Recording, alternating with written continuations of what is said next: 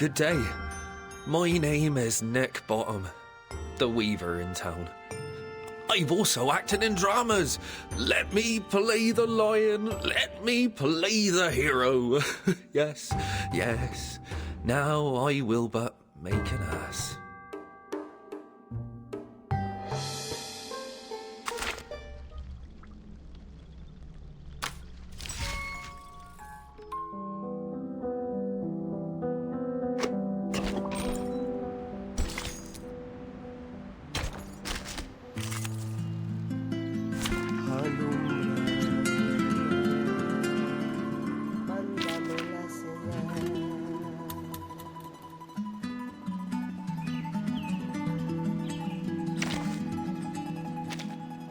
It's always lonely to stay somewhere quiet for a long time.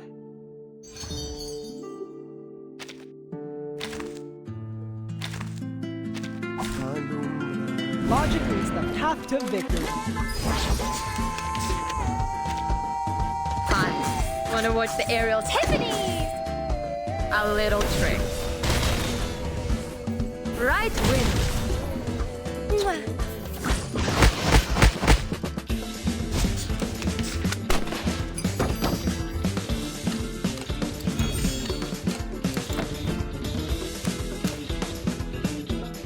It's not bad. Cool. Cartier! Geometry. Pay attention to the class. Left, then right. Which one comes first? Bay! Haven't you eaten? Fun. Wanna watch the aerial stunts? Tiffany's! Right win. A little trick. Sorry, I did it on purpose.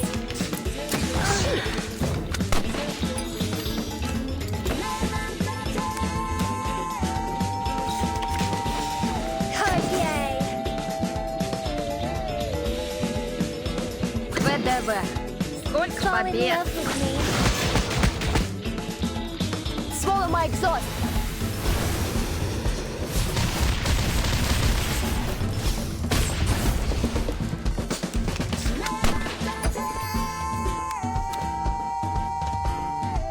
No memory of the scene will be left. It's not bad. Cool. 99. I wish you sweet dreams.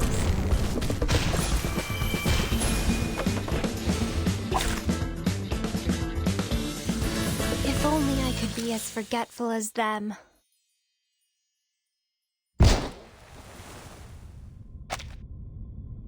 Comrade.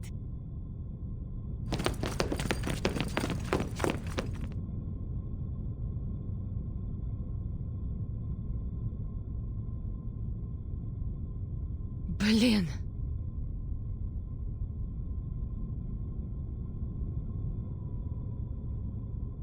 Lieutenant Muldeer asked me to help you.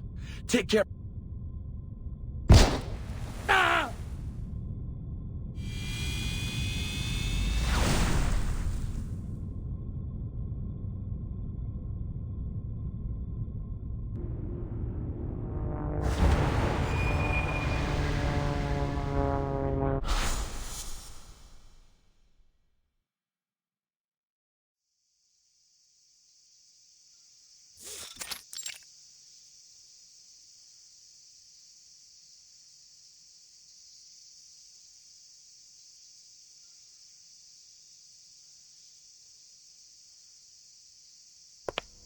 Kill them all. No. Recall your troops and assemble.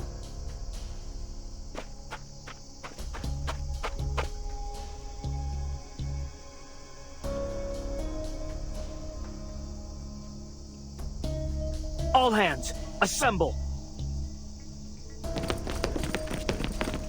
The bloodshed stops here.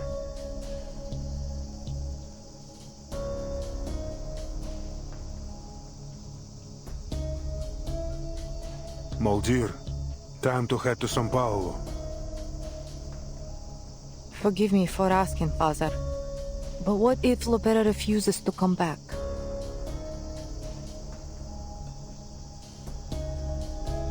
Omo, dear. If it's too much for you to bear, I'd be happy to go and see our dear little sister for you. No need. This is my mission. I will get her to come back.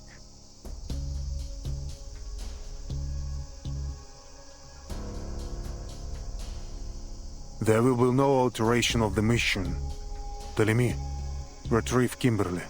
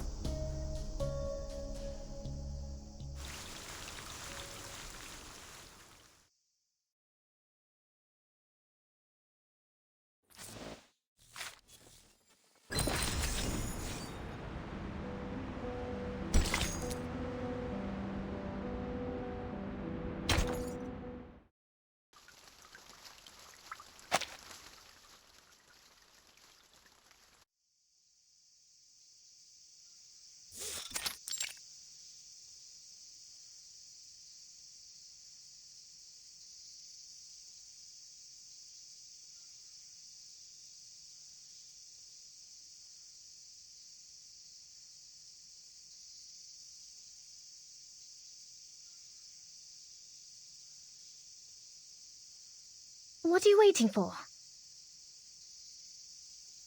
Admiral Igor has sent reinforcements. We were instructed to await their arrival at this location.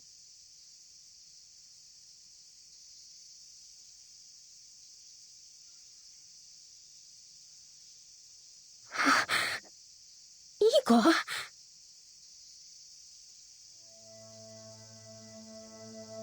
Do you know him? No, I don't. And I don't want to know him either. I want nothing to do with those Xeno madmen.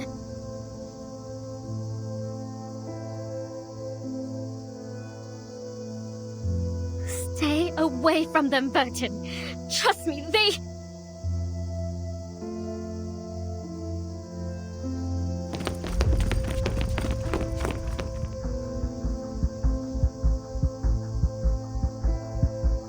Greetings, Timekeeper of St. Pavlov Foundation.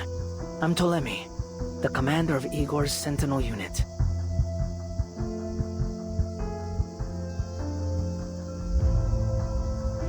Are we setting off now, Commander Ptolemy? Setting off? No. It's Lopera's mission to take care of the doctor. My mission, well, it concerns the young lady behind you.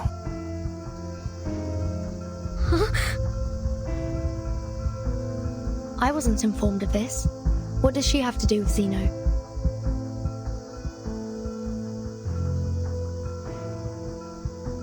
As far as I'm aware, the Xeno officer at Tuesday's motel committed suicide.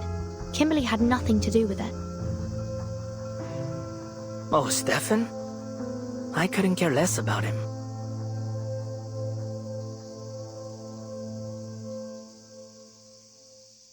The door opened all by itself.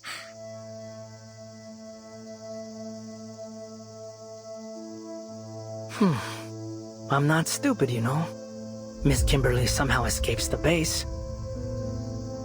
And suddenly I find her with the Timekeeper, who I hear took a detour to a certain tower before she left.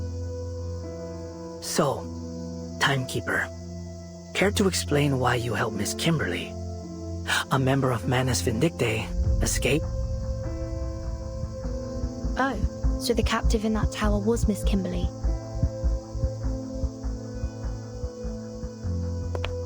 Per the Admiral's orders, I will now escort you back to the base, Miss Kimberly. And please, don't make me resort to violence. No, I'm not going back there.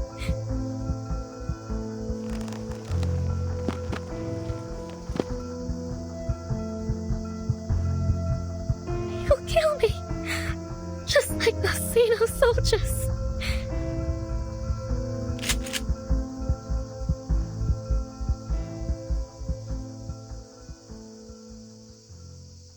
Now, let's just get along, shall we?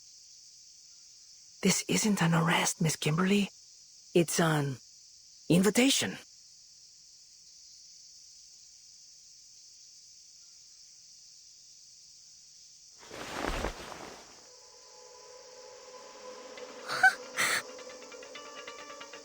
A succubus should follow her instincts. Come on, obey your master.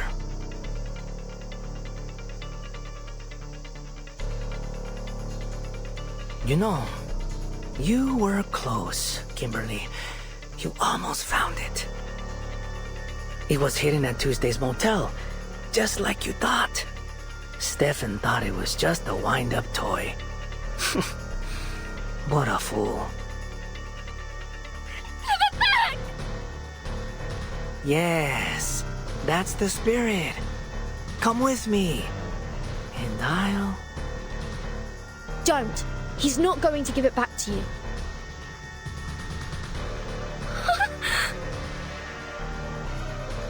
Oh, so you'd rather stay with the Timekeeper. I guess you need a little reminder of who your real master is. Soldiers, prepare to fire!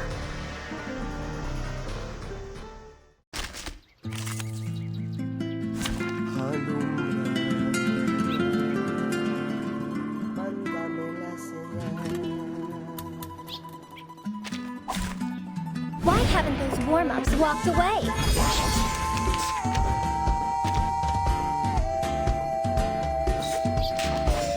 It's not bad. Cartier! Appropriate. Explode! Aha!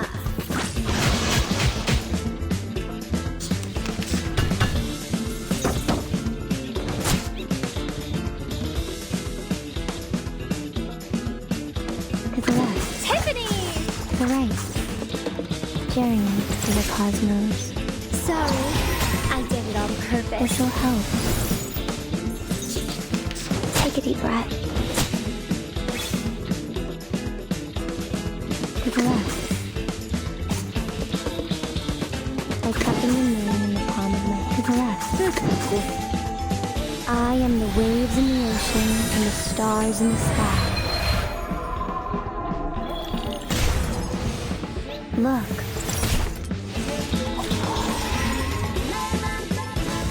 If only I could be as forgetful as them.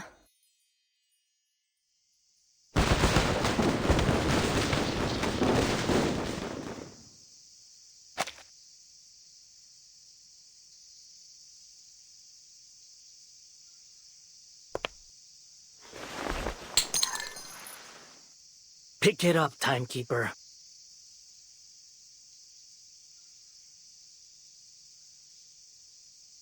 I hold no grudge against you, and I'm not going to shoot an unarmed civilian. Make your choice. Take the weapon and continue to fight, or surrender. If you do surrender, I'll guarantee your freedom. But Kimberly has to come with us.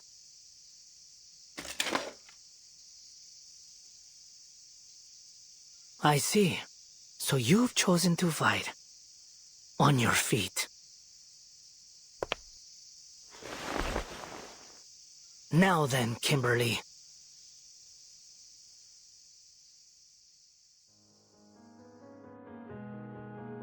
Kill her. You want me to kill Burton?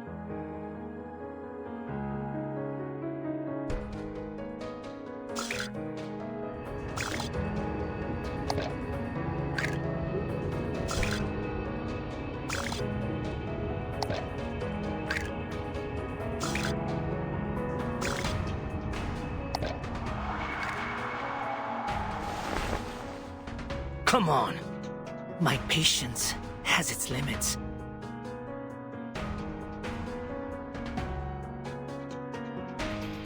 You will obey me.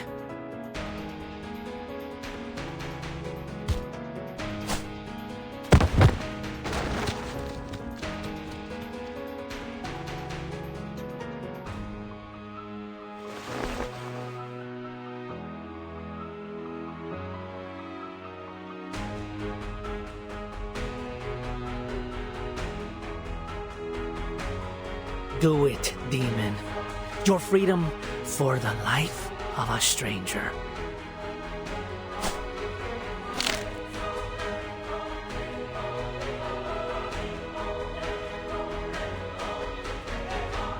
Yes, kill her. Prove your loyalty. Then I'll give you back your toy. I promise.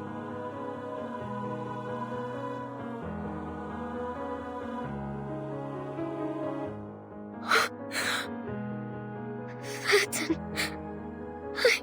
I can't.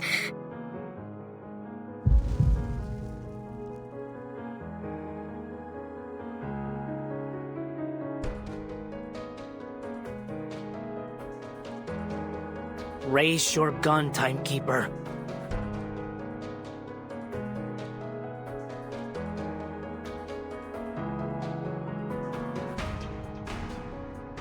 Aim at her and pull the trigger.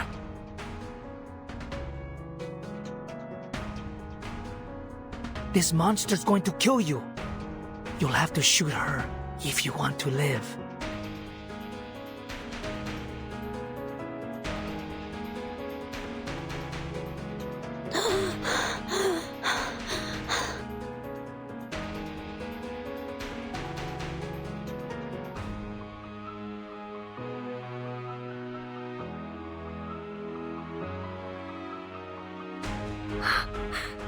No, I don't.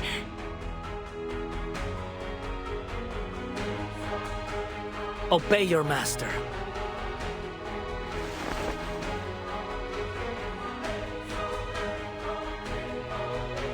Yes, give in.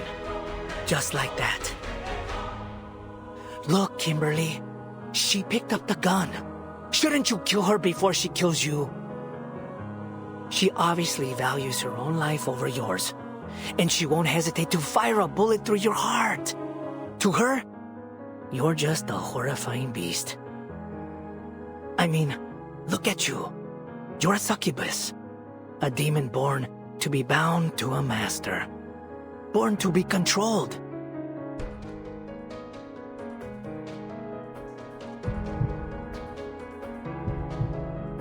No! I don't want to!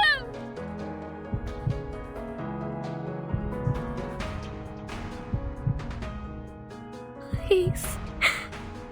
No more orders. No more running. No more.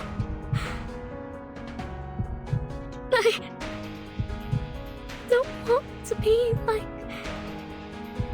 my sister.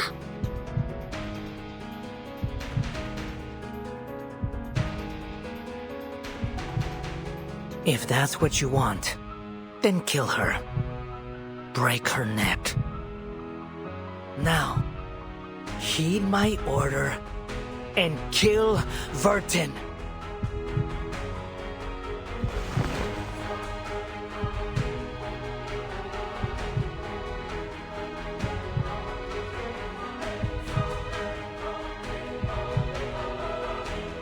End your suffering with her death. Don't think. Just obey.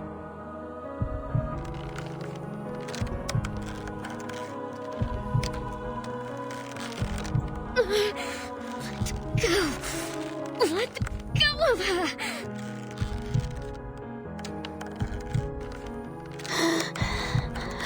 Nala.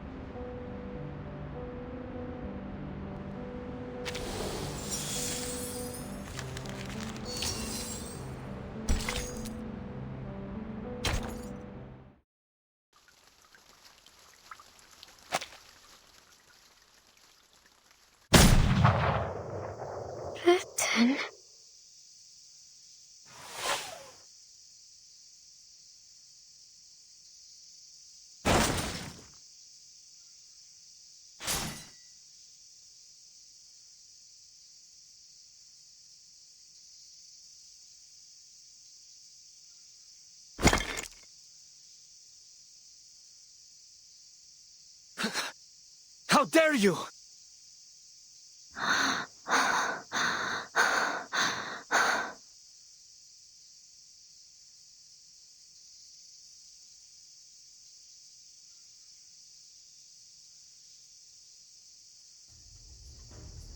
Looks like negotiations off the table, Timekeeper.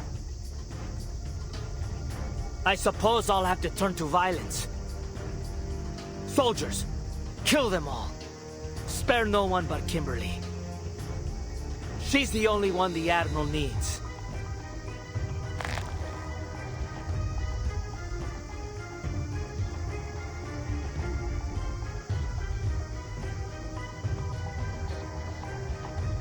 I'll kill every last one of you!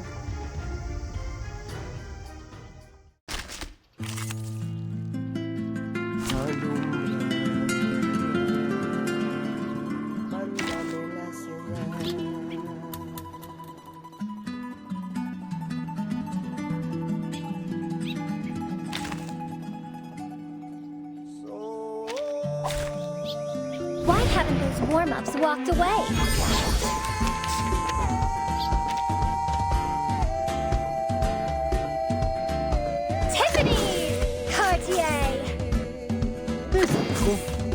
That's the direction.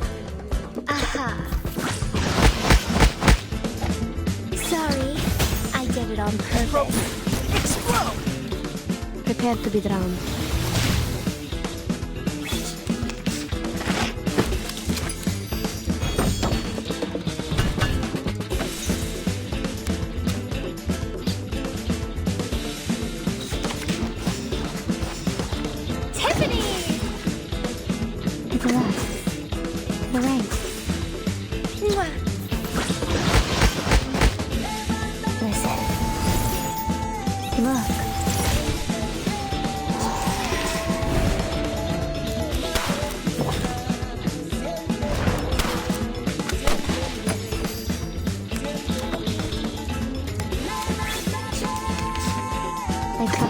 It's not bad.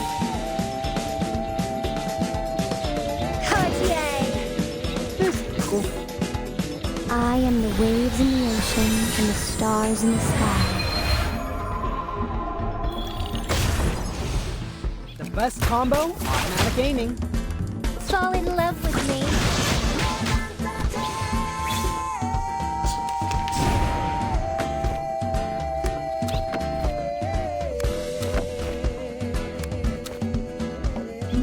Time to show you my card. It's not bad. Crash and sleep. Nighty night. I wish you sweet dreams. Let's fully relax and relish all of these. Hey! Look, an earth-suspended river.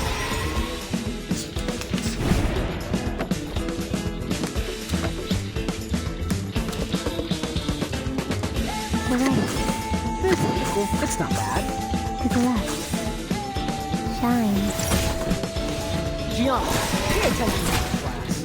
The best combo, automatic aiming. If only I could be as forgetful as them.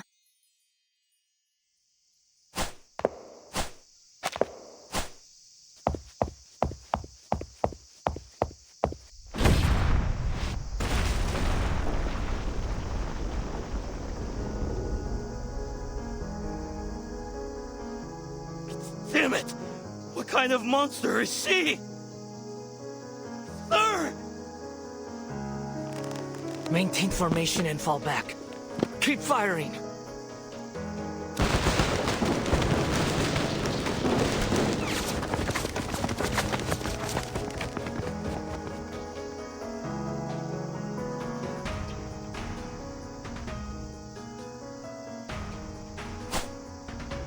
Go to hell!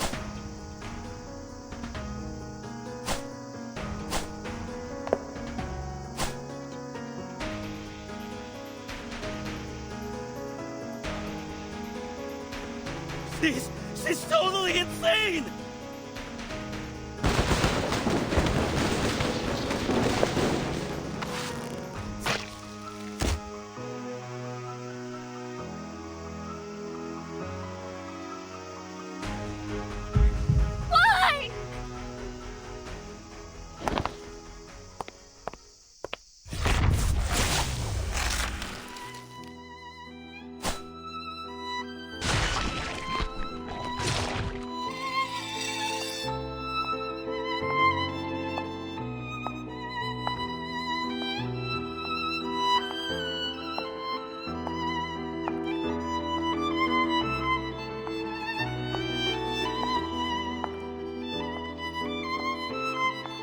Retreat!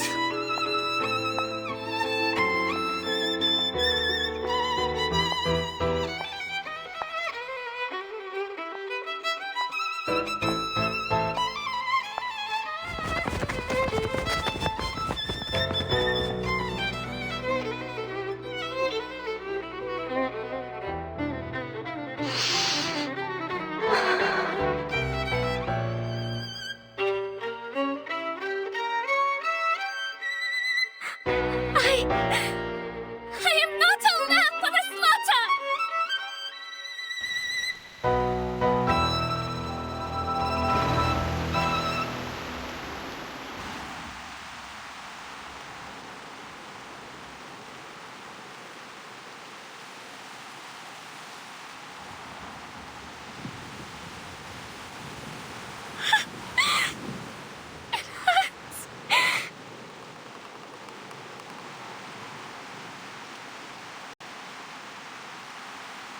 Everything will be fine, Kimberly.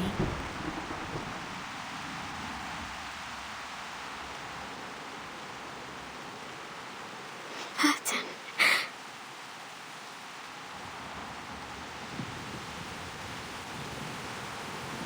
I'm here. It's okay. You're going to be all right.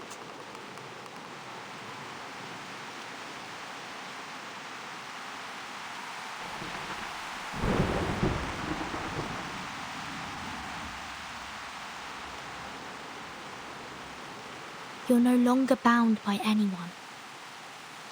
No contract, no seal. The wind-up toy's been destroyed.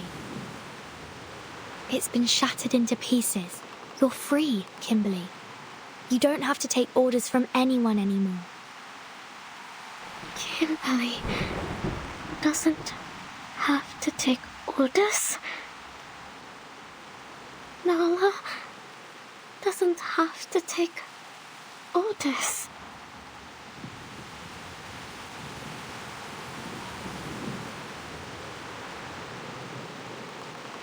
Come.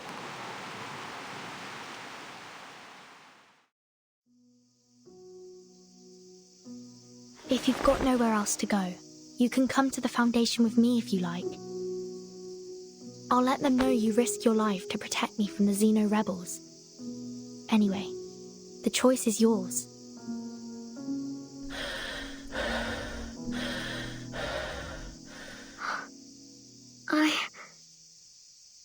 I can choose.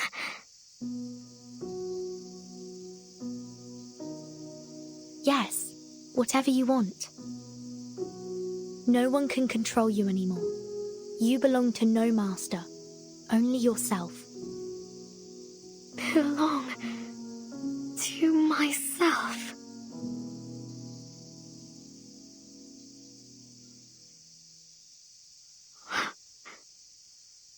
Like when my sister died, the first time I left home. Like when I fled to Sao Paulo during the war.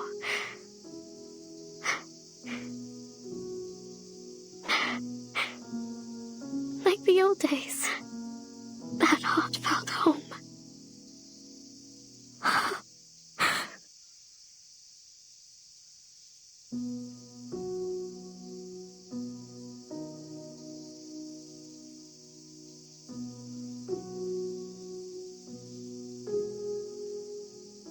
Yes, no longer reliant on or under the control of anyone.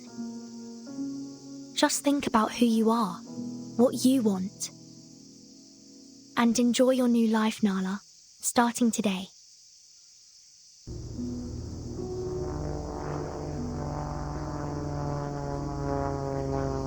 Kapitan!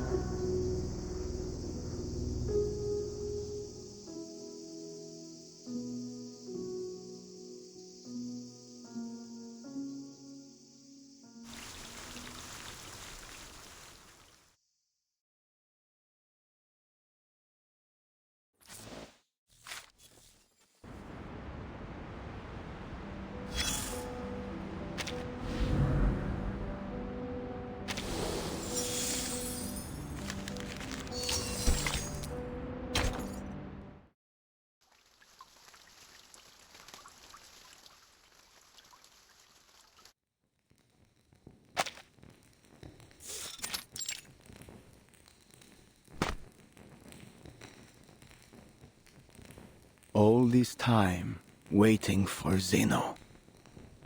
I really want nothing more than to clear up this little misunderstanding of ours. There's no benefit to me hurting you.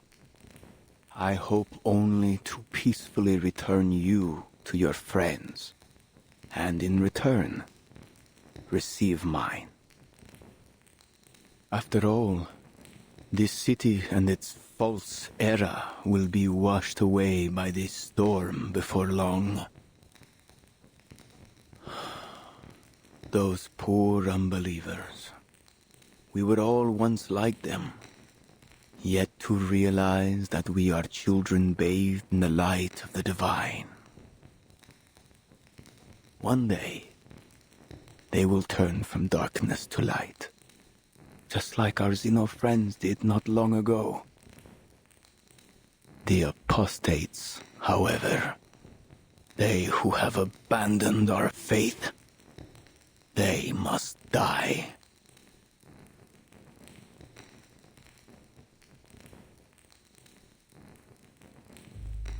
I'm still curious, you know, about who attacked the manor. Who disturbed the meeting between the Apostles' Brotherhood and the messenger of the great Manus Vindictae? Who came here?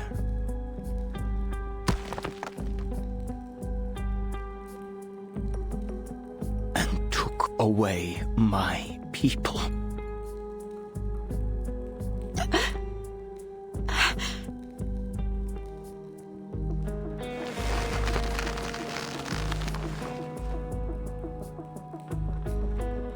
I wouldn't be surprised if Marcando's already messed things up in the favela. But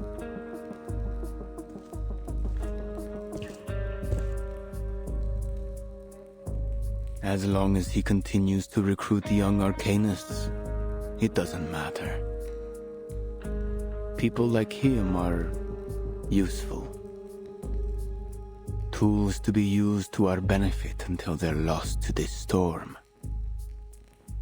Isn't that also how Xeno uses their soldiers, Doctor?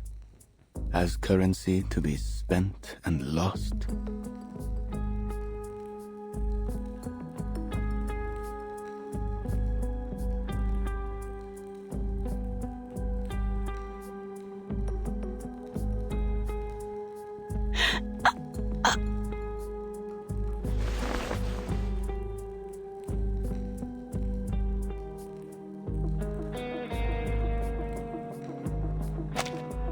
At least Manus Vindictae promises these soldiers a future. A future worth looking forward to. The Sufferer will be reborn. And the Apostles' Brotherhood will sail south with me.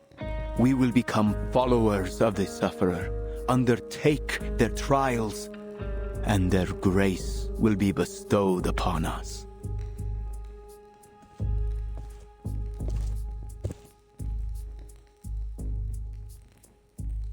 And with their blessing, no matter how many times the world is reversed, we will stand firm. For we will be immortal. Yesterday is within our reach, dear lady.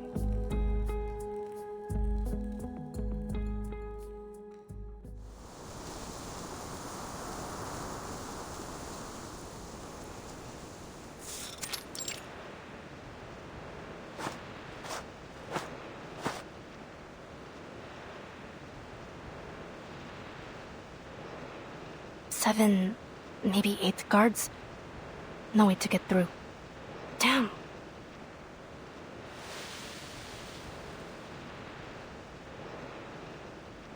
Who's there? Oh, sweet Mary. I finally found you. I bet you didn't expect to see me here, did you?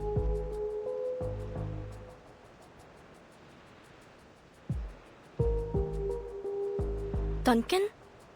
How did you know I was here? Keep it down now. Our friends at the Veterans Residence told me everything. The timekeeper said you were going to the manor alone. Would you look at the beautiful greenery? Are you heading to that chapel?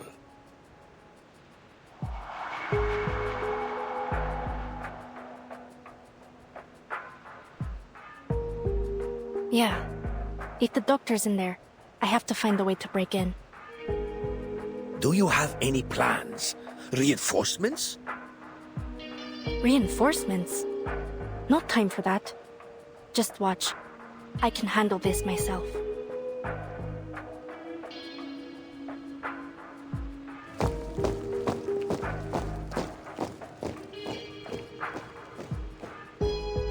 Unless you dare to join me, old-timer.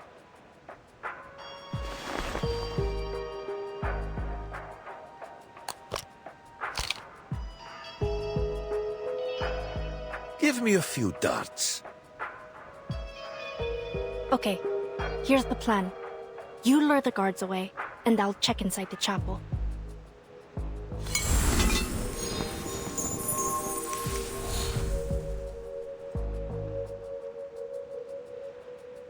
All right. When I take my shot, I'll head that way. You stay hidden in the woods and make your way to the other side.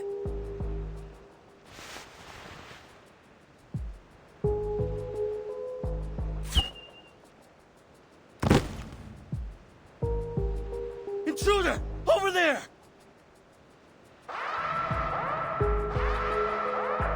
Lead them toward the river.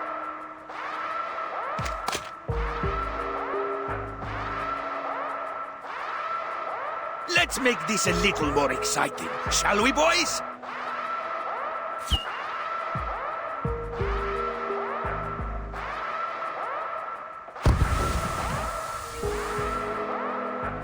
Nice shot.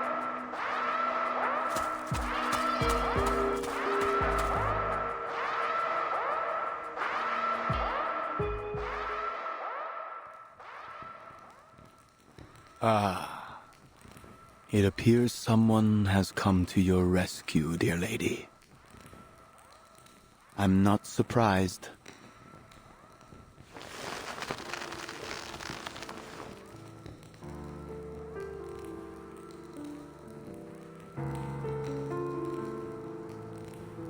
Doctor!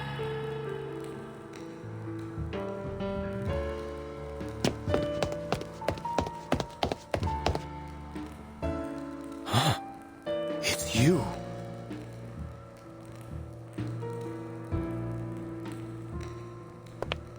I should have put a bullet in your skull back on that sheep. I'm afraid you're playing the wrong game now. Oh yeah? So what does the winner get this time, Dr. Torres?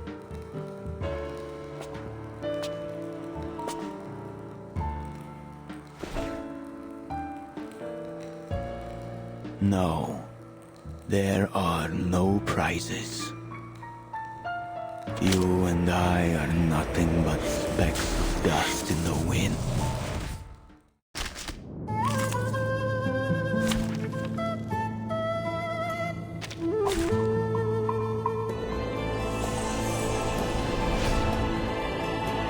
It was you, wasn't it?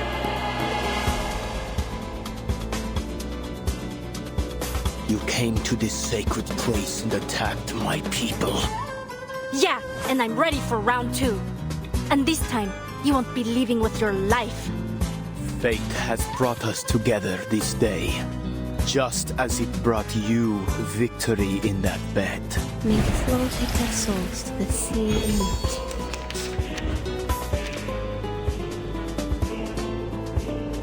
Tiffany's! Cartier! That's the bit. Aha! Forgive me, will you? Пусть le naufragé течет вместе с водой. Less combo, automatic aiming.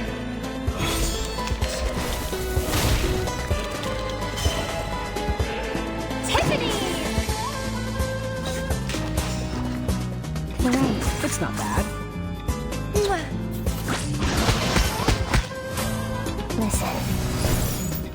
Geometry, pay attention to this class.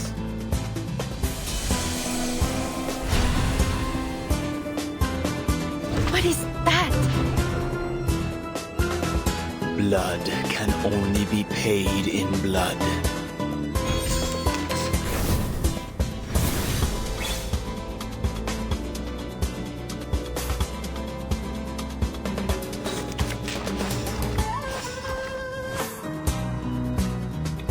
Kvar måste du gå in.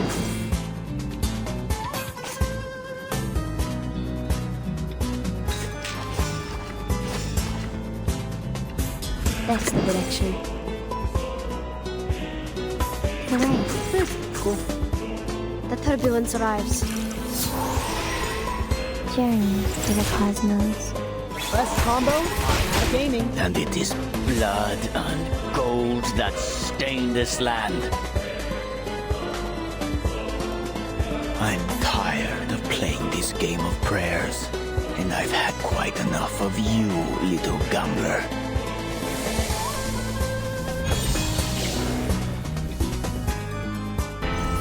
We've done a good job. Now, meh.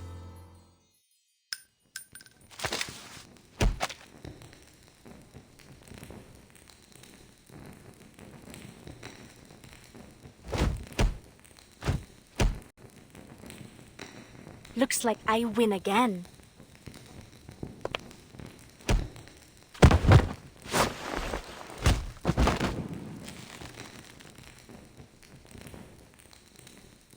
Yes. Yes. You won this round.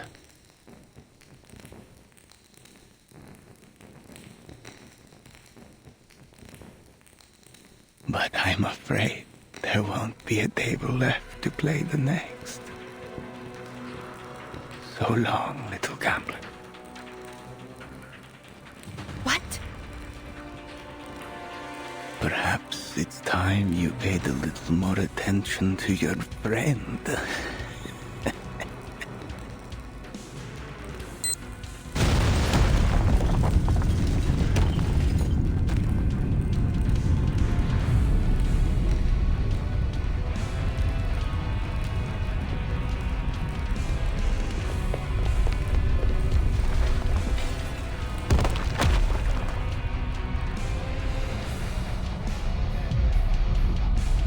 Mierda!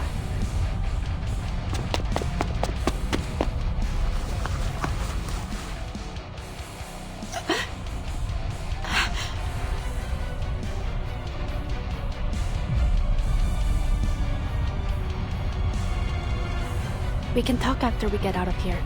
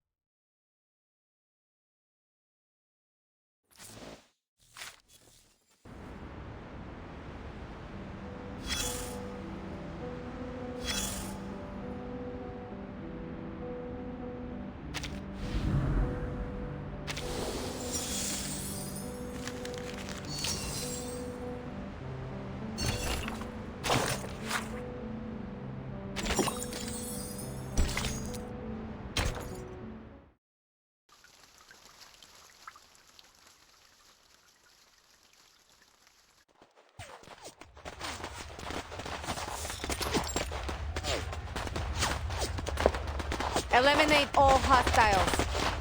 Find Lopera and Dr. Doris.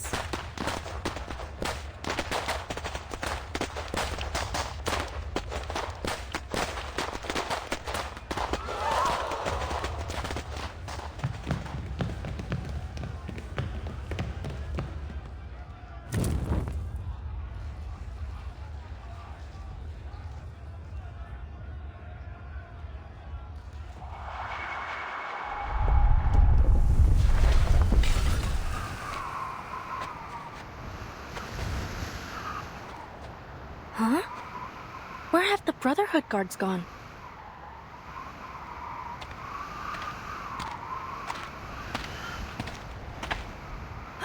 Molly! Pera, thank goodness this tracker button still works. What happened in the chapel? I had to fight with Santos, but he got away. Weren't you supposed to go to the veterans' residence?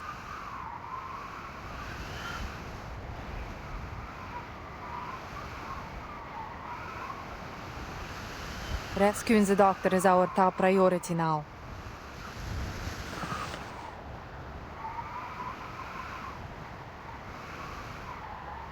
I'm so glad to see you safe, Doctor. Great job, Pera. Let's head back to the base with Dr. Doris. What about the timekeeper? She's on a new mission assigned by the Foundation. It's got nothing to do with us. Father wants me to bring you and the doctor back to the base as soon as possible. What do you mean? Why the sudden change of plan? What's going on here?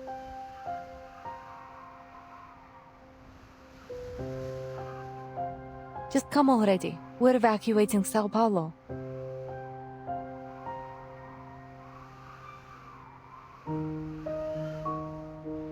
Evacuating? To where? Just follow your orders, Lopera.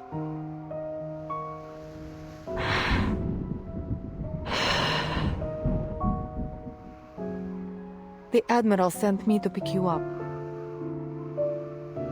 Then why didn't he tell me any of this? I don't know. I'm sure he has his reasons.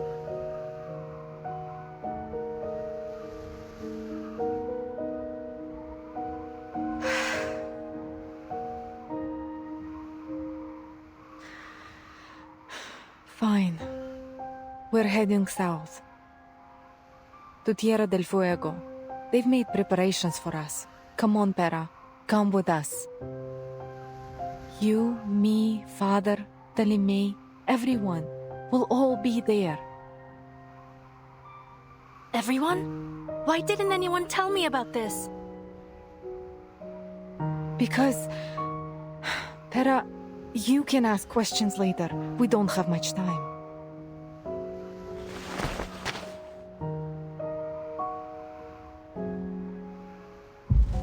No. Why are we going to Tierra del Fuego? And why are we running out of time? What are you planning to do? Who's waiting for you in Tierra del Fuego?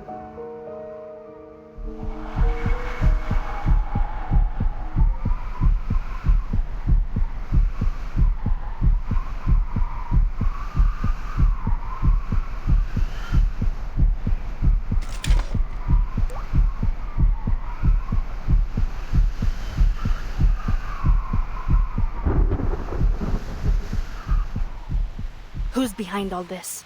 That jerk Ptolemy? No. Father gave these orders.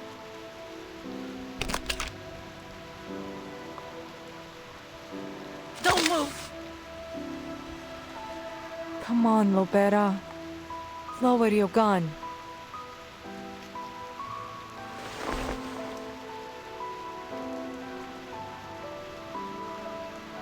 Father needs the doctor. We need her. Bring her back to the base and come with us to Tierra del Fuego. Why? What are you going to do in Tierra del Fuego? Seize the future, a future for all Arcanists. Father has embraced the preacher's promise.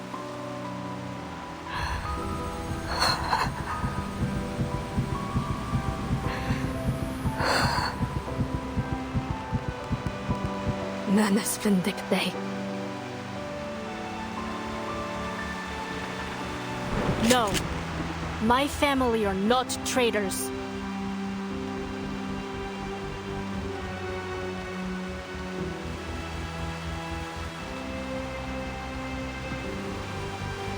Look, you don't have to do anything for them if you don't want to.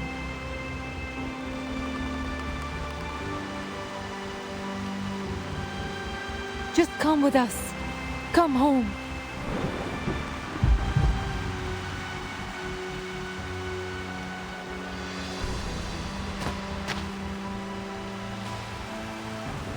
Forgive me, Pera.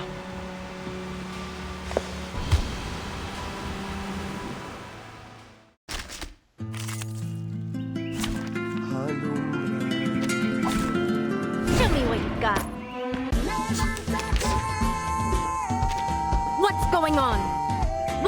planning to do? What about you? Are you going to kill father and me, like you did those traitors?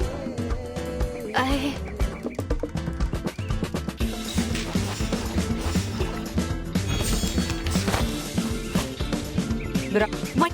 He doesn't trust me, does he? Did you come here to take me home?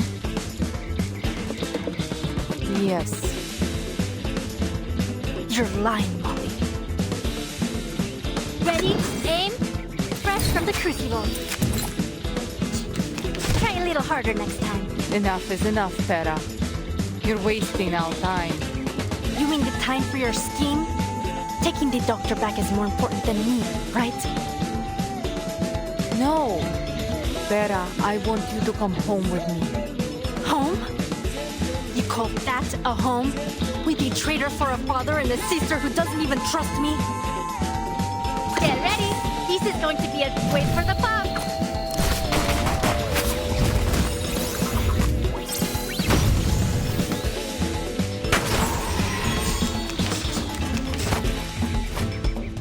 Ready? Aim? I never miss. Most of the time, anyway. If only I could be as forgetful.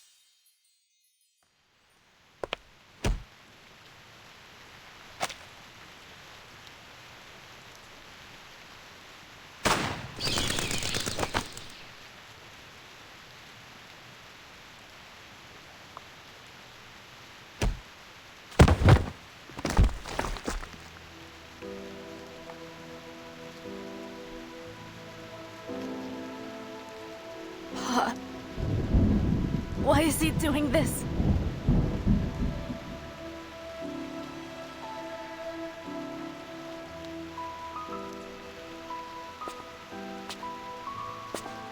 For the good of us all, Pera. Consider your mission complete. I'll take over from here. Thank you for your service, Comrade Lopera.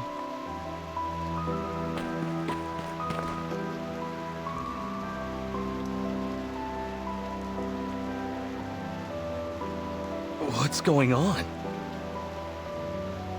I'll handle this. Take the blind lady and retreat. Make sure she's safe.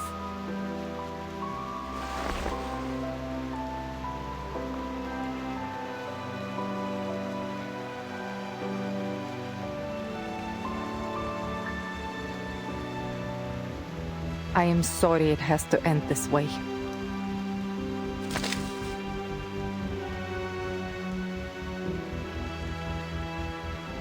Farewell, Pera.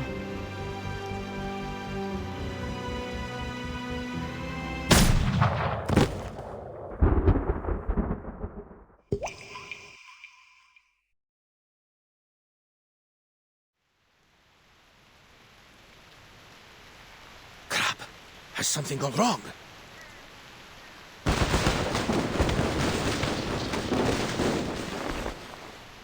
Wait a minute. What's going on here?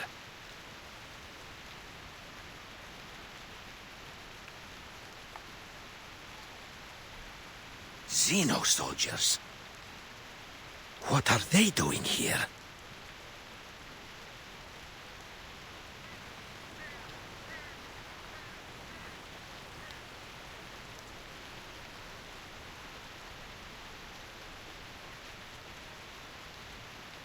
That's the doctor, isn't it? Why isn't Lopera with them?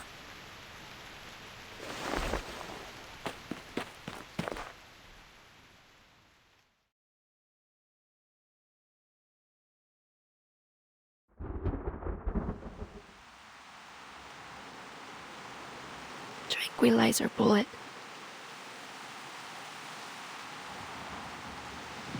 I see.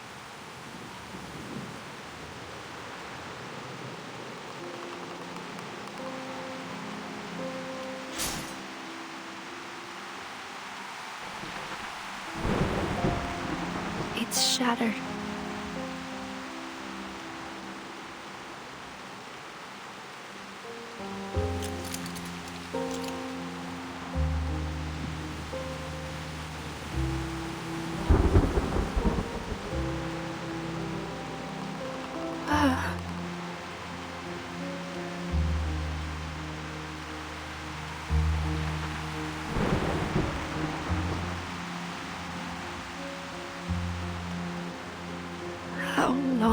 you been planning this?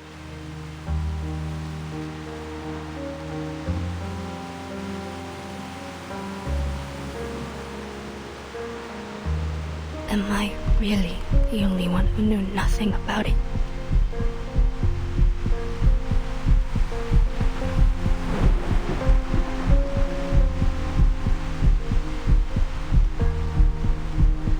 Was I ever actually accepted into this family?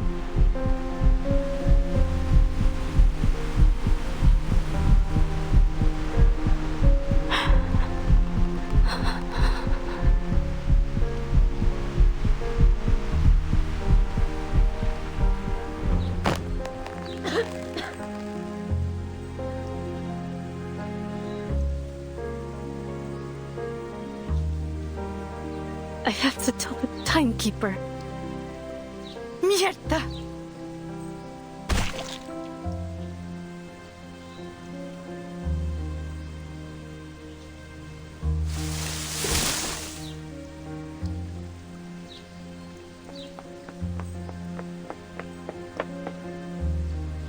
Lopera!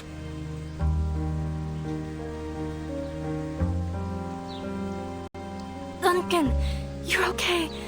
We have to hurt.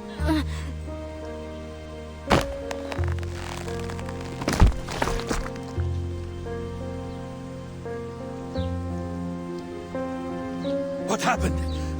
Why did your men leave you here all alone?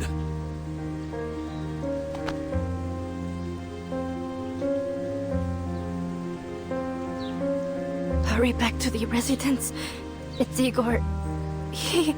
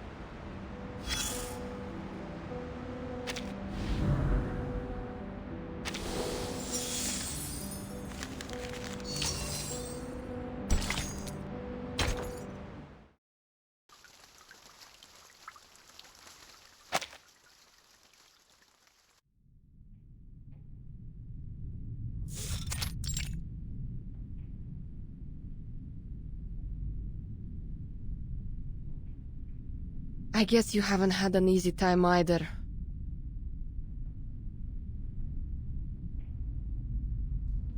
I have bad news. Igor's just started a rebellion. Huh?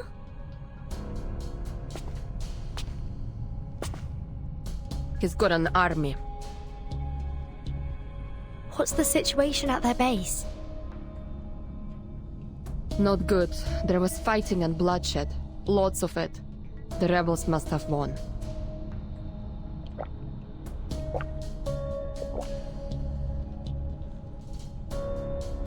Those traitorous bastards. What about Lapera? Did she defect too? All I know is that she was sent to the Colonel's manor earlier. But why would Igor... If Lapera's also joined the rebellion?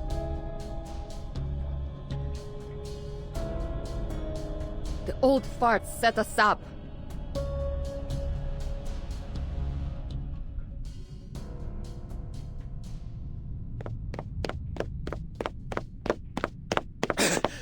She's injured!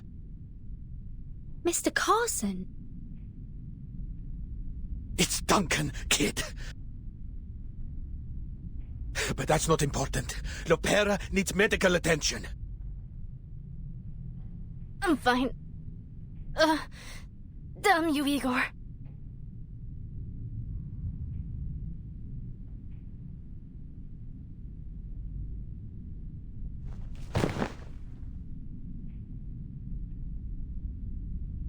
Oh, my darling little buccaneer.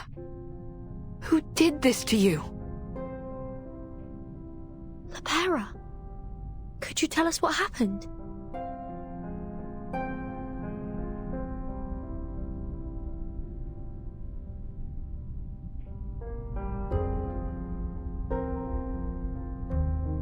Igor. He took Doris.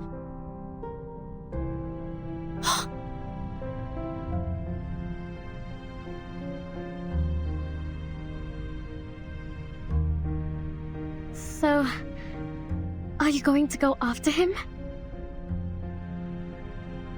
Yes, but you should stay here. Igor still wants you. We'll come back for you later. Okay. What now then, Capitan? There are no Foundation branches nearby. If we request reinforcements, they'll be too slow to arrive. Then we go ourselves. Count me in. I have to talk to Igor. He owes me an answer.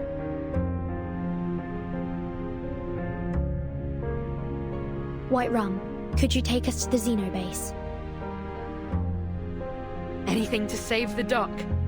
Anchors away, mateys.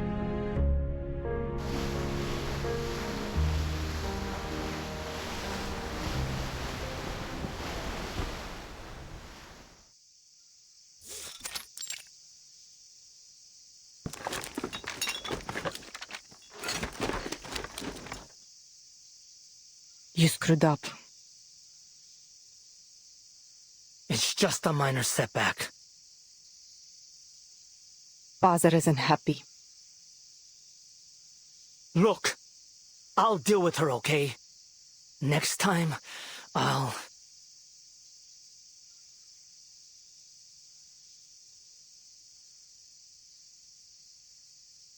There won't be a next time. We can't just waltz into the Foundation and take her. Anyway, are the aircraft ready? Yeah. Father and the doctor will be boarding soon. Who is she, anyway? I don't know.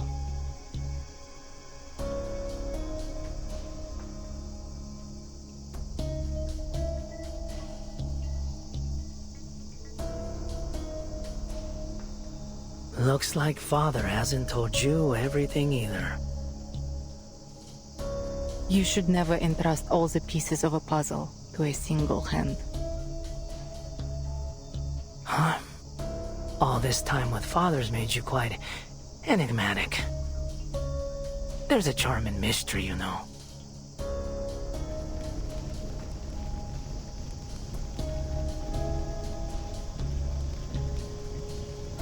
Are you not coming with us on the helicopter? Someone has to stay behind and organize the retreat. You go ahead with Father. I'll join you later. Sometimes I just don't understand you, mon dear. Oftentimes, I don't understand myself either. Perhaps that's why Father always keeps me close.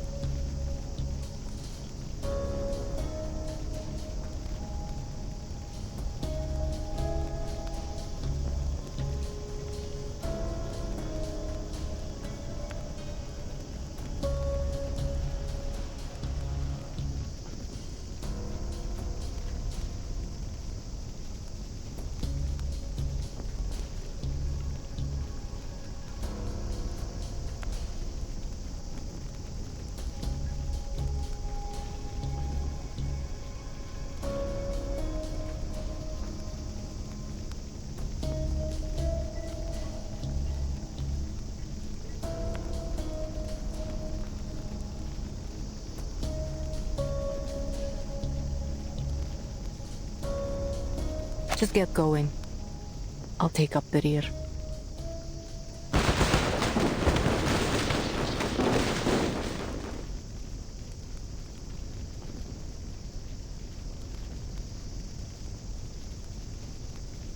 Damn! We're under attack! Don't get entangled with the enemy. Focus on the evacuation. How many hostiles are there? 3! And the sailboat! A sailboat? What is this? The age of exploration or something? One of them is flying some kind of aircraft. Oh, she's fast!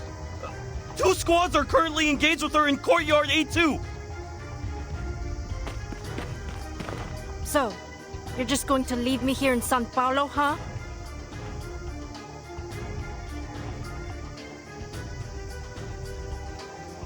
Where's Igor?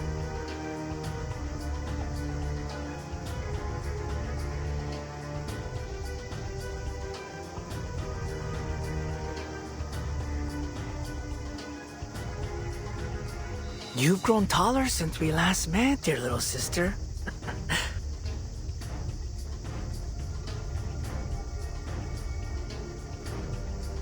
Whoa, whoa. Don't look at me like that. I don't care what you do.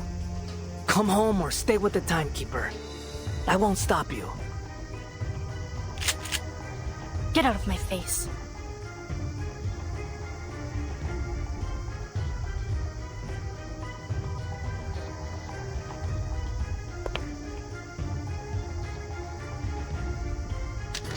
Molly.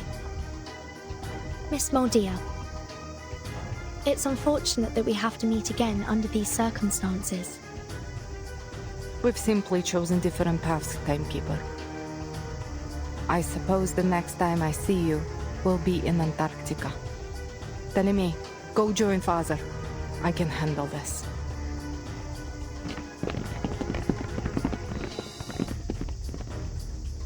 Molly.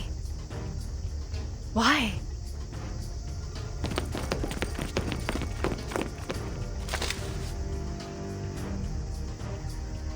Forgive me. I can't let you pass.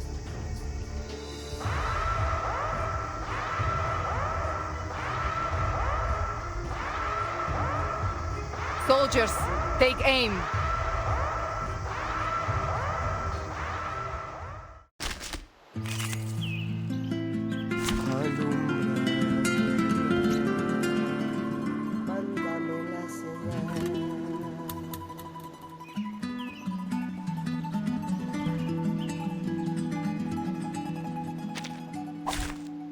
Embrace rather than resist.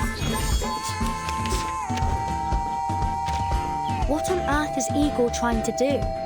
We are soldiers. It's our duty to follow orders, not quit. Molly. Hold the entrance at all costs. They must not reach the Admiral. Tiffany! Cartier! Hooray. To the left. Mwah.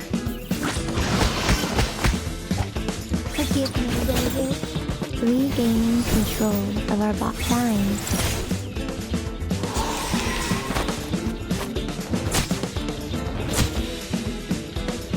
By cupping the moon in the palm of my hand.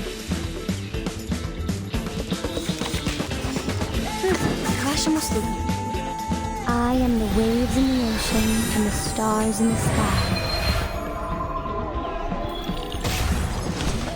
Hey! Ice flood.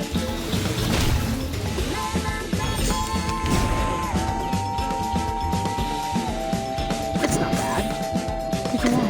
Cool. That's the direction. Appropriate. Explode! Journey to the cosmos. Appropriate. Explode! Prepare to be drowned.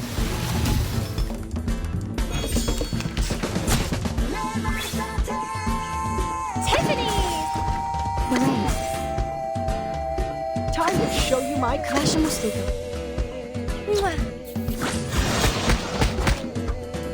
Shine.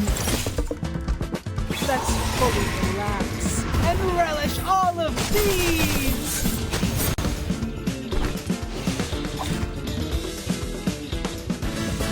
Now, to preserve this memory in our dreams.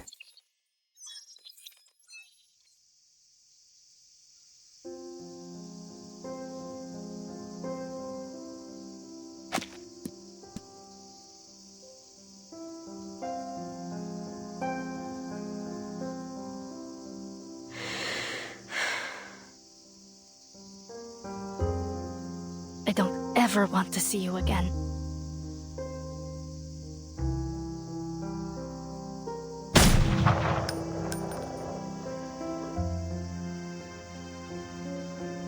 We couldn't halt Igor's escape. More rebels came at us following the gunfire, and we were forced to flee the base. We failed.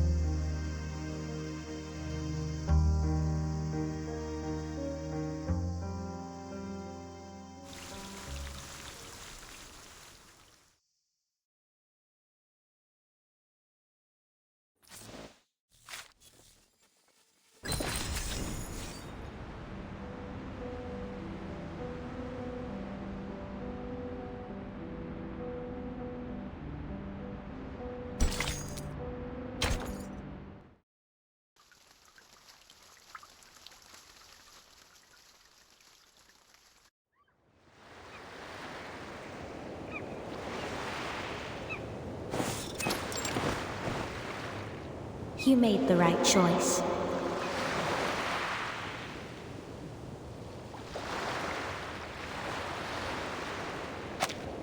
We simply followed their guidance, Preacher. Unfortunately, we failed to bring the succubus. But I did bring you this, and Miss Earth as well.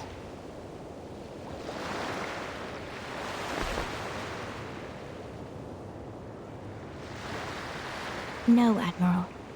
Not you.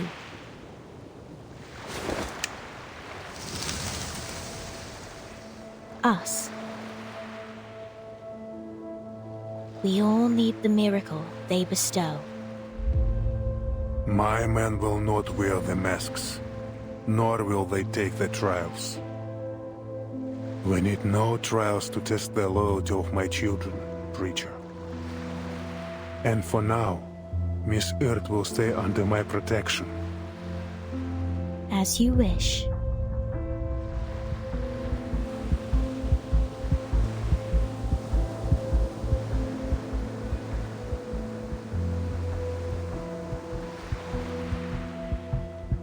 Until next time, Admiral.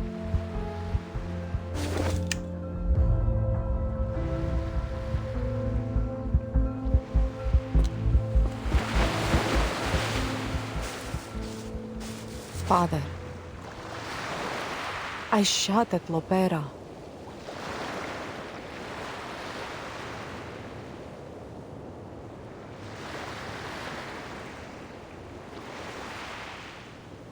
I have to be honest, Father.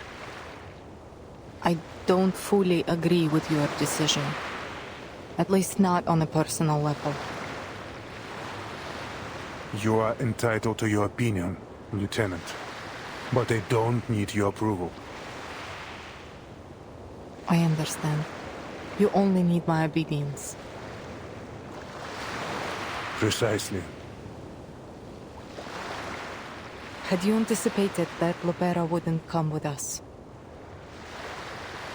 She is inconsequential. She helped us retrieve Earth from that Brotherhood farce. That's all I needed from her. But the Brotherhood, with all due respect, Admiral, I've heard they have connections with our friends at Manus Vindictae.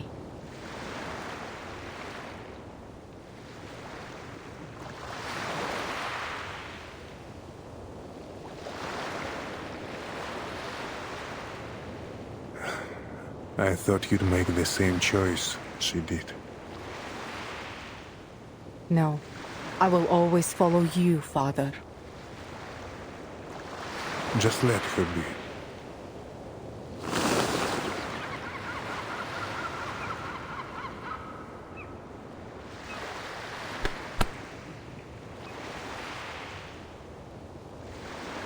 Now, bring me Dr. Doris.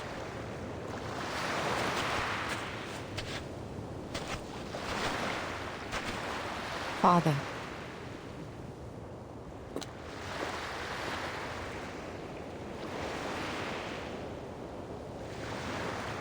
I don't know you, sir.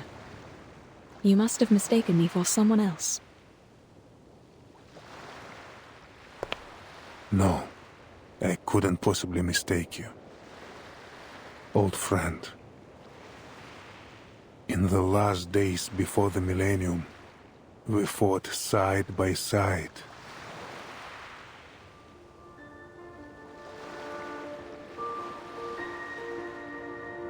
In hindsight, that battle may have been a mistake. The storm swept across the world, leaving behind an era of chaos. And we lost our future.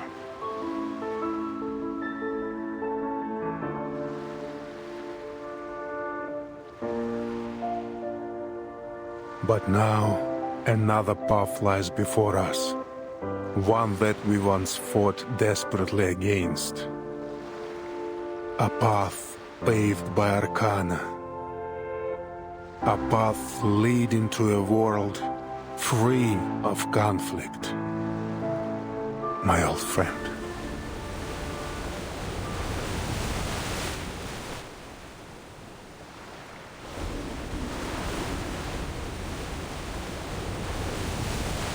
That marble chair the Foundation gave you. What's the secret behind it? What happened to you after you pressed that button? Nothing. Do you remember what happened after you walked into that white house? I'm sorry. I don't know anything about that.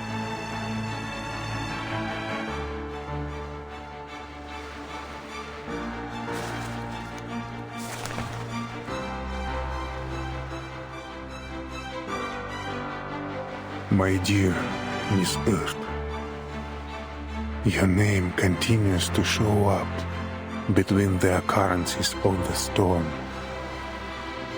I don't know what you've encountered, what you've experienced in all this time, but your very existence is about to change the fate of us all.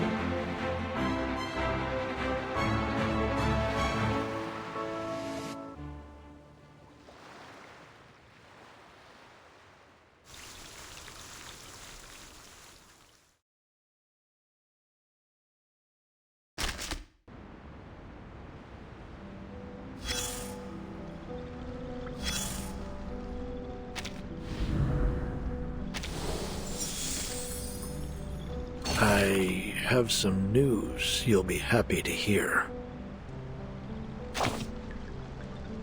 Trust me, you'll wish you had more than a minute for this.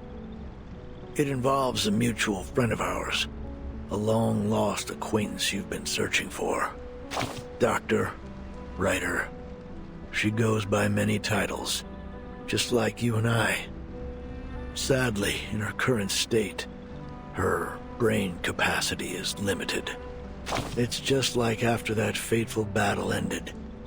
Few survived to remember her awe-inspiring feats. Now, this kind-hearted doctor has become a crucial part of another wicked scheme, of which our dear Admiral is well aware. An orchestra without a conductor can barely play a symphony. Recognizing that missing, vital piece, the Admiral seized the opportunity without hesitation. Experience gives a veteran his scars, yes, but also a scrap of wisdom. He knew he should gain the upper hand in this one-sided gamble. Your minute's up.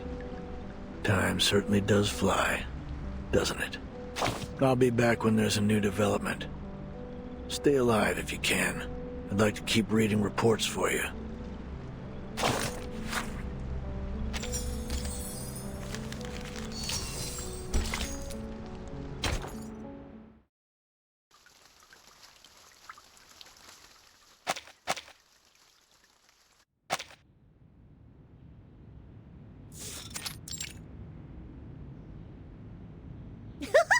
I never knew that so many people lived on the river.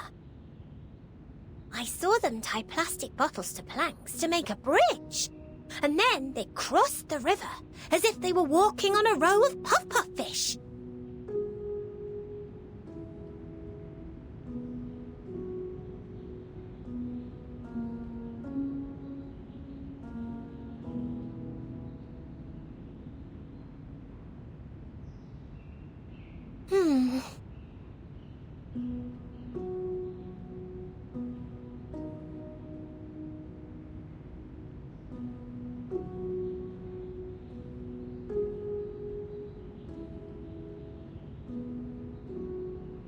I know what you're thinking, little lady.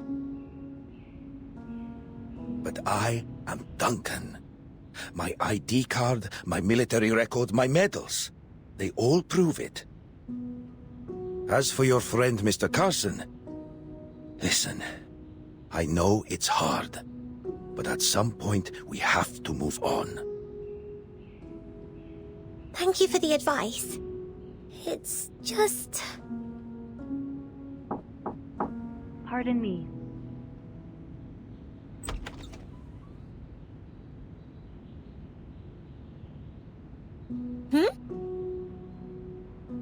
My apologies for interrupting. Miss Sotheby, I heard about what happened in the favela. Thanks to your efforts, Zeno has been able to recruit a new group of spirited youths.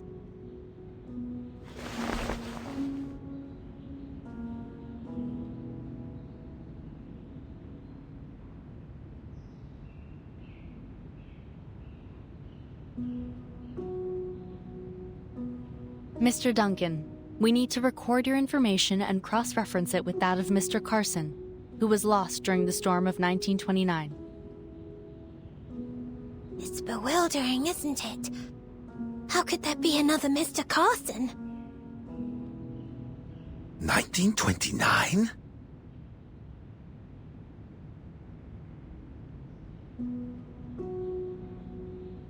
Please come with me, Mr. Duncan. It won't take long. After that, you'll need to initiate the procedures for your re-enlistment in the Zeno Arms Academy. While the said procedures are underway, the rehab center will take care of the injuries you sustained in Sao Paulo. Welcome back to our cause.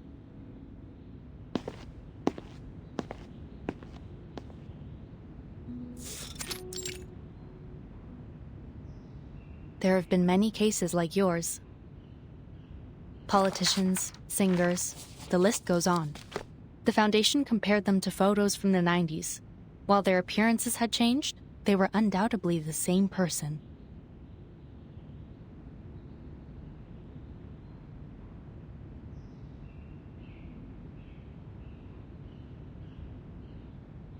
Hey, isn't that Lieutenant Lilia?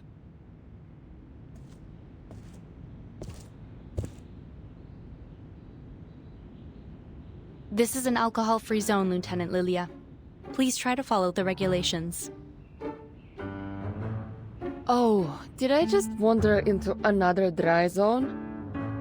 Great.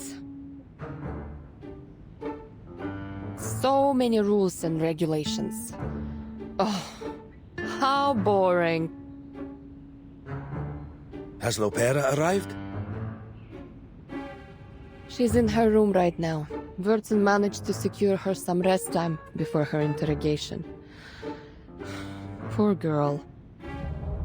Honestly, no one deserves to go through what she has. It's even worse than being cooped up and buried in paperwork. Clerical work is essential too.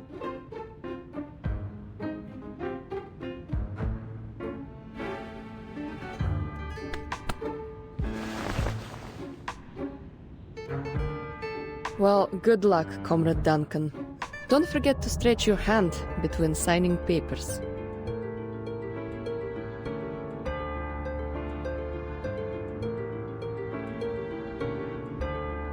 You also need to write a report, Lieutenant Lilia. Our executives are quite curious to know how you managed to escape the rebels' custody. Moldier, the woman in charge of the base, had one of her guards release me.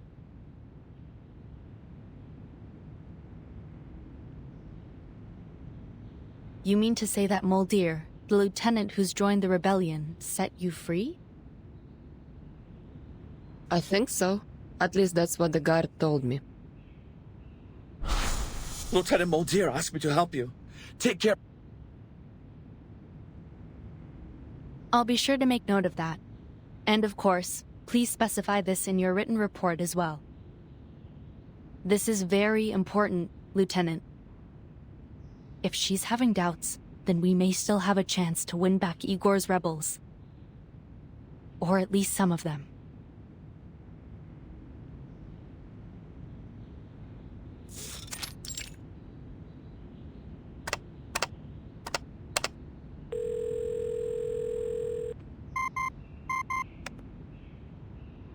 Igor fooled us all with his rebellion. It's been confirmed that the Dr. Doras he took is none other than Ms. Erd. The motives behind his actions, however, are still unclear. While only a small number of the Xeno soldiers chose to join his rebellion, I believe it is necessary to urge the Xeno Arms Academy to strengthen the discipline of their members.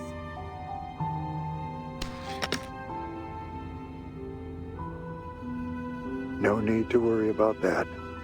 Xeno will handle it themselves. If that's your judgment, then I have no objections. On a separate note, Moth, our mole planted within Manus Vindictae, has sent us some new information.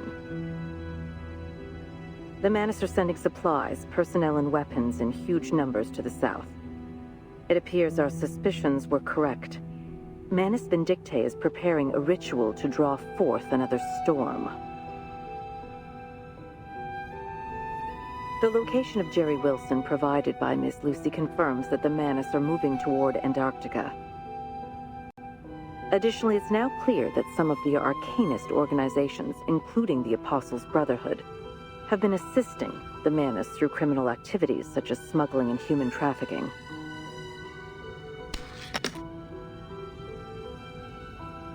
All very valuable information. How's the Timekeeper doing? She's stable. It's worth noting, however, that she brought back a succubus from the Manus. She requested that we revoke the arrest warrant for the succubus, and grant her all the rights enjoyed by Team Timekeeper, in accordance with the Storm Reformation Manpower and Discipline Act. I've consented to her request. Excellent. She's the ideal person to keep watch over the succubus. Very good, sir. About Igor.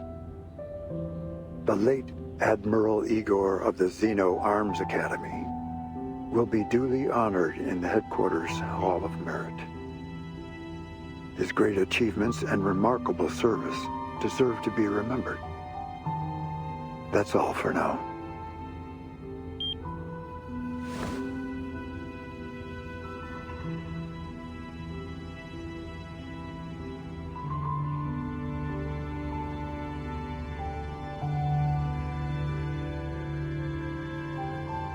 Bert.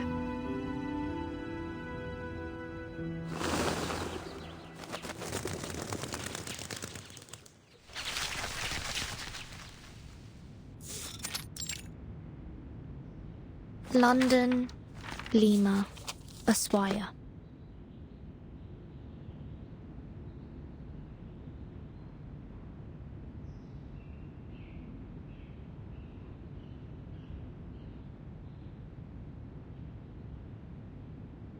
A report from Colombia. The mugshots of Pablo Emilio Escobar Gaviria do not match those archived. Similar anomalies have appeared for other notable figures.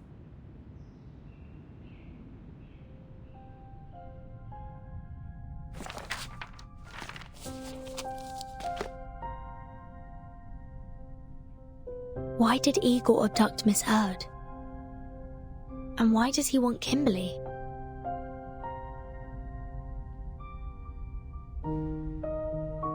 And where are Igor and his army going? Why did they defect?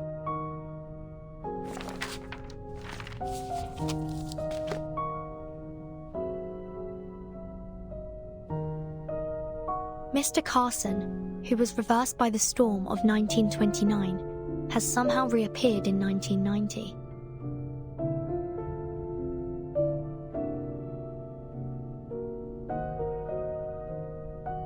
Or maybe there's more to it.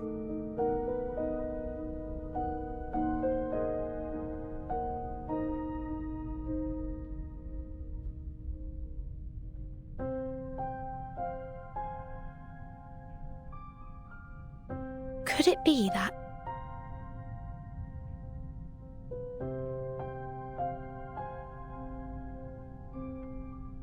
The storm doesn't kill people. At least, not physically.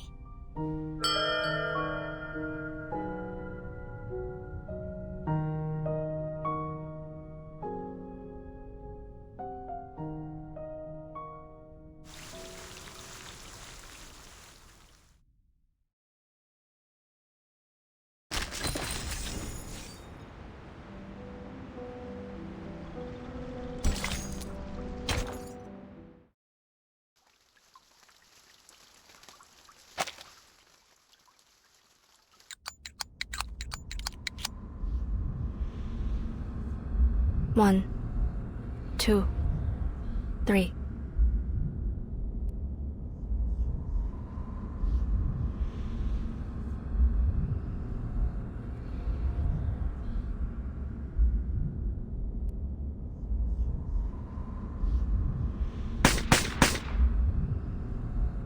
Shots on target.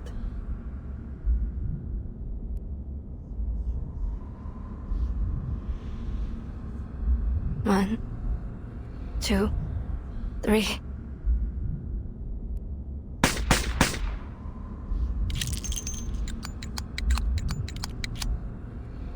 One, 2, 3.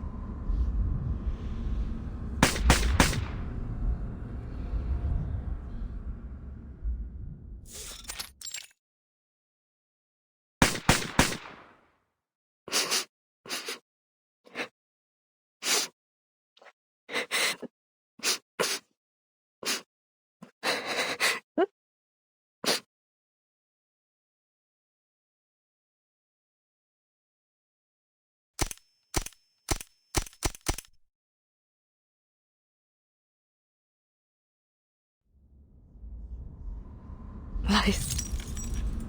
Deception. Betrayal.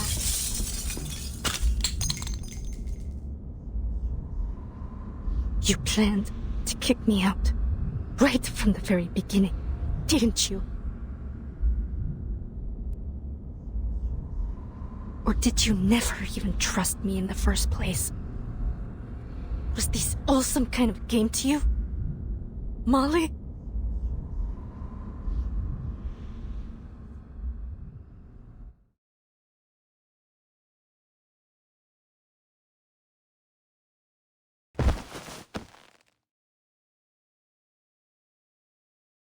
Why?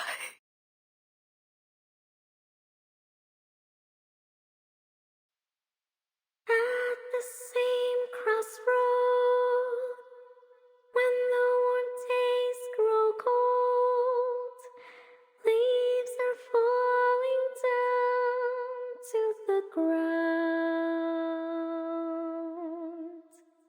Fire can't burn down. I passed into ashes by now.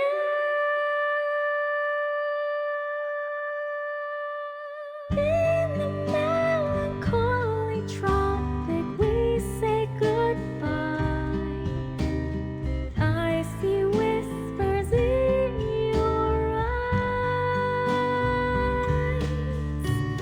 In the melancholy tropic, we kiss goodbye. You will find someone in your life. You will find the love of your life.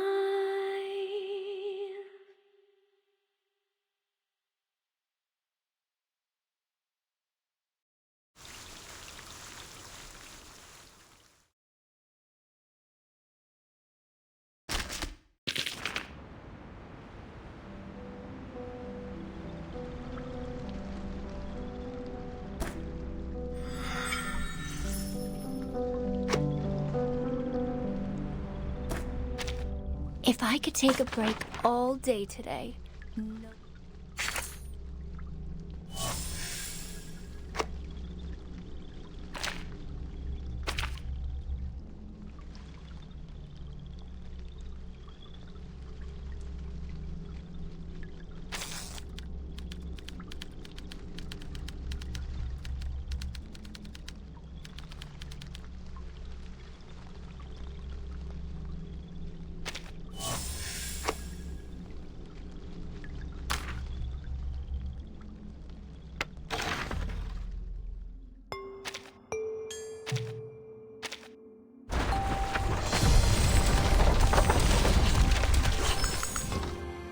Alright, ready to welcome me!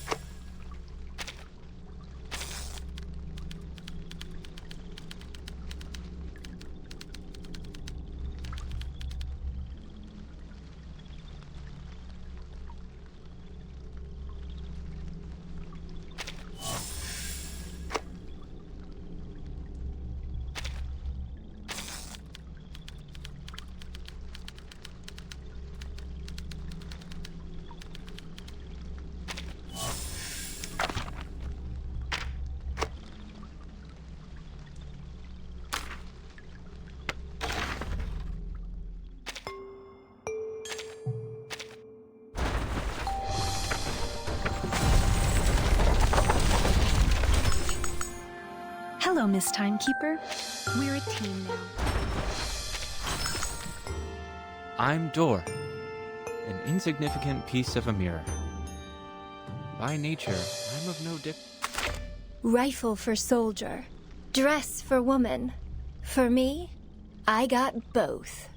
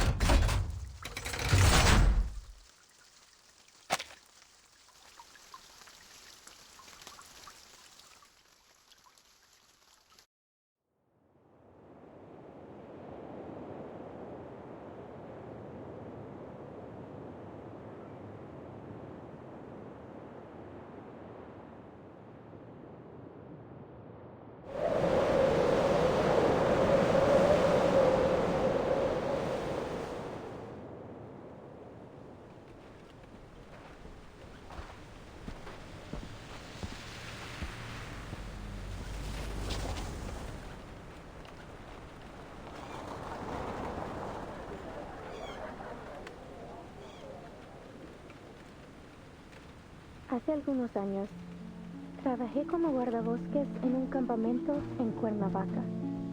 Allí conocí a un poeta surrealista mexicano. Estaba especialmente agradecido de que estuviera ahí. Unos animales habían entrado al campamento y los ahuyenté por él. No fue gran cosa, en realidad. Como muestra de agradecimiento, me explicó esta extraña historia.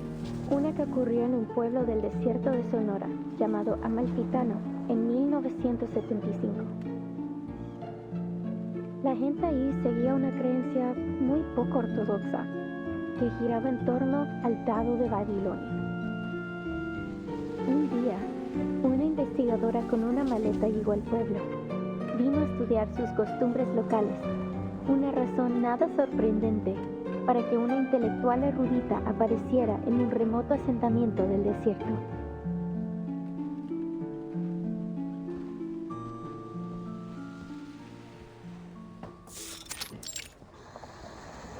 But little did she know, this dusty old town and its peculiar custom would lead her down an entirely unexpected path.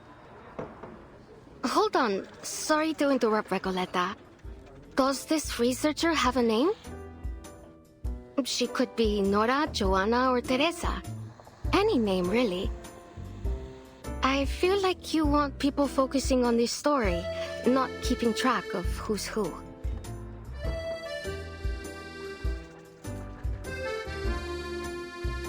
Thank you for your advice. But she isn't a Nora, or a Joanna, or a Teresa. She's just herself. A paracausality researcher. You see that look? She's halfway to eating you alive. Face it, Maria. She wouldn't be the loca we know if she listened to anyone. Ah, alright. So you didn't like the opening. Fine.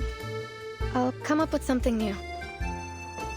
Maybe I'll start with a bit of exposition on the Die of Babylon, beginning with its origins as a secret relic created by an Aztec priest, imprisoned by the conquistadores.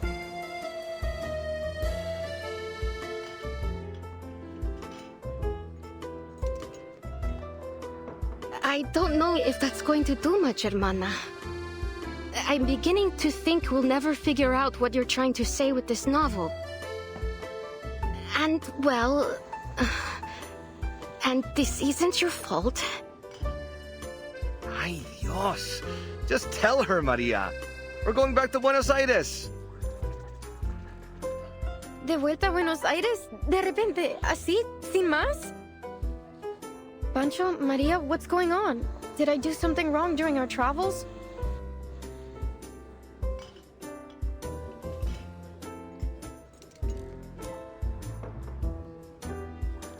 Ah, see. I know what it is. I've bored you with my constant rambling over this novel. No, Recoleta. It's got nothing to do with your novel. Don't you get it? We're flat broke. Why do you think we're stuck here scrubbing tables?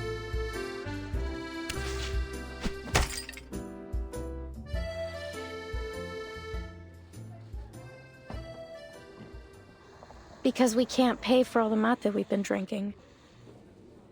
That wasn't a question, Regoleta. We've crossed the continent, crashed the readings of all those prestigious poets, and lived the way a real artist should. And, I admit it, it's been just as amazing as you promised. But we can't go on living like this. You know that we both care about you, and we believe in your novel too. I'd be lying if I said this journey meant nothing to me. Getting to ride around the continent on a motorcycle like Che Guevara himself? I never could have imagined I'd get the chance to go on an adventure like this. We got to live the dream. A real dream. Except for those days when the motorcycle broke down. Though that was a real tribute to Che's journey too. Don't tease, Pancho. Recoleta, since you invited us to join the Visceral Realists, we've both found amazing new ways to channel our inner poetry. Even though I still don't understand what in the world you're trying to say with your novel, or for that matter, what visceral realism actually is. Maria, Pancho. You told us not to worry about the definitions, to feel and to live in our words.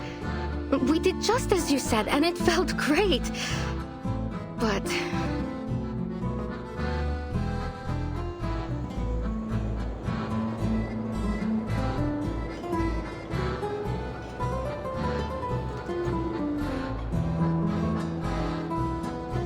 ahora el frío del invierno se instala. Y lo único que parece importante es ese pequeño pueblo ficticio.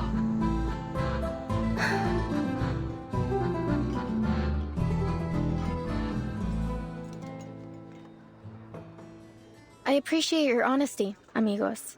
I was worried the problem was much worse than all that. Winter here isn't as dreadful as you think, and I know just the place to keep us warm. It was 1520.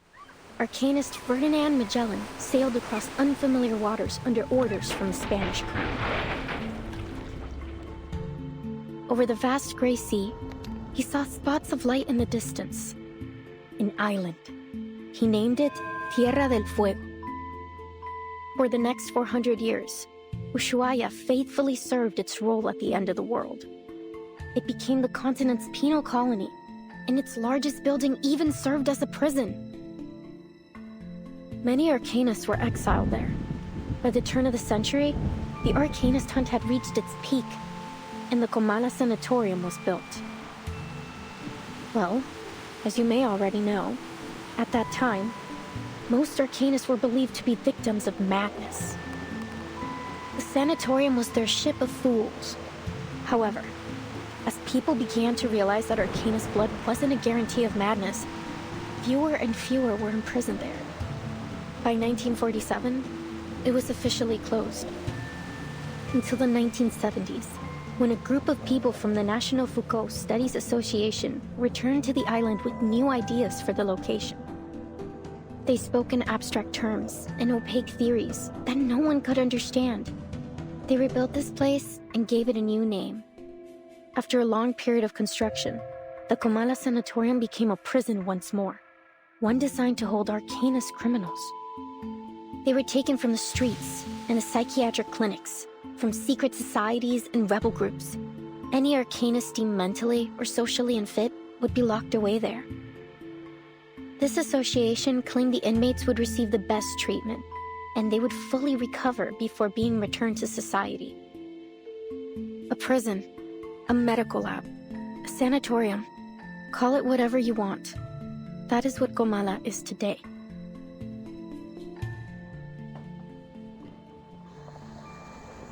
And we could spend the whole winter there. It'd probably be the easiest winter we've ever had. All that it requires is a little bit of acting. It won't be hard to pass ourselves off as a bunch of unstable crackpots. A touch of madness comes parceled with the gifts of being an Arcanist. That's your brilliant idea? To get us locked up in an asylum? You understand we'd be prisoners there, don't you? It's not like we'd get to put our feet up and relax by a fire.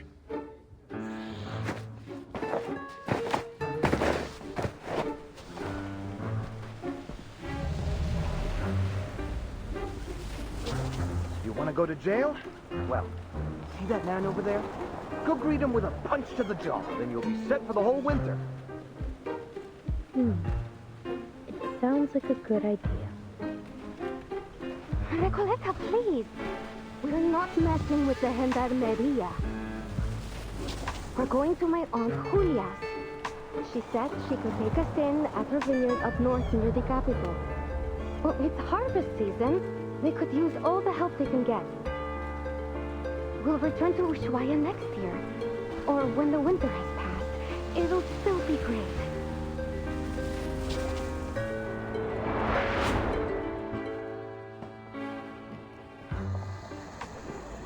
I hear you, amigos. But respectfully, I must turn down your offer. This has been more than just a road trip for me. I know sticking around here for the winter won't be easy, but this could be my last chance. What if things change again? I can't just wait for spring. Recoleta. What did I tell you, Maria? She never listens. Wasting your breath. Adios, Recoleta. I don't think we'll meet again.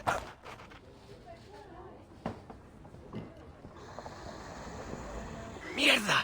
Los gendarmes are looking straight at us! What?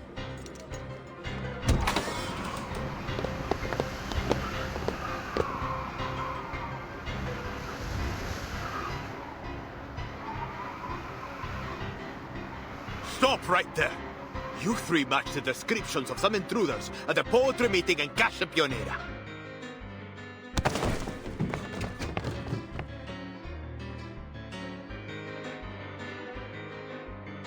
Just when I thought things couldn't get any worse.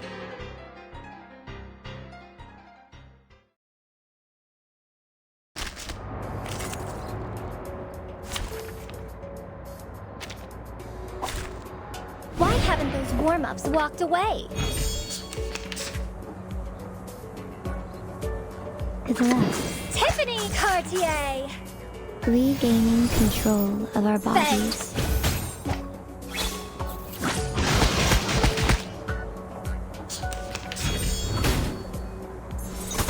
Oh, hey, for real? And down. To the right. This is cool. It's not bad. Journey to the cosmos. Gianna, pay attention to this class. Left, then right. Which one comes first?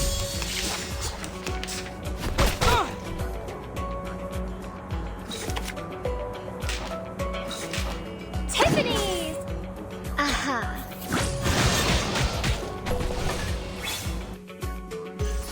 If only I could be as forgetful as the...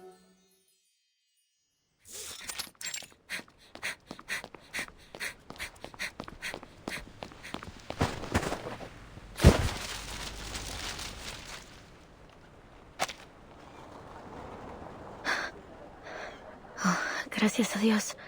Creo que los perdimos. Are you all right? Ah, gracias. Better to kiss the ground than kiss the gendarme's boots, if one must choose. Wait a second. Doris, is that you? Funny how life moves in circles and puts an old friend in my path. How have you been? Are you paying another visit to Comala? Doris.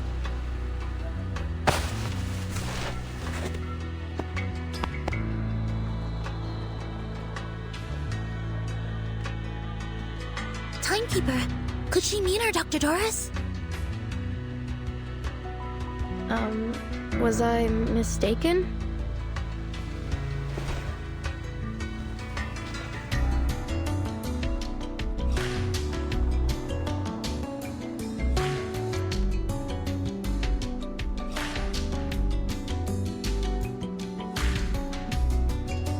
How strange. I've never seen two people so alike. But please, forgive me. It's been a long day. No need to apologize. In fact, the person you just mentioned sounds like someone we're looking for. Could you tell me where you last saw her? Sure, Excuse me. You're not from around here, are you? Your accents and those clothes give you away. Come with me. I know a warmer place to talk.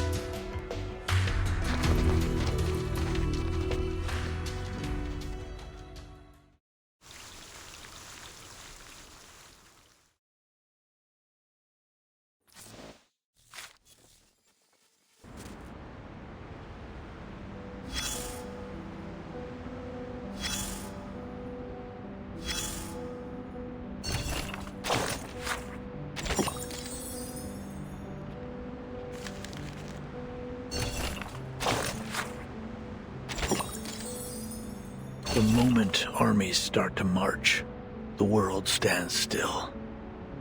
You fight or fall back, charge forward or run.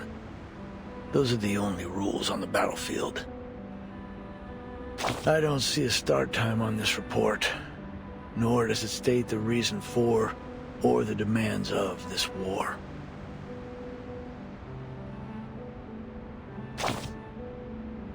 Ah, a literary war.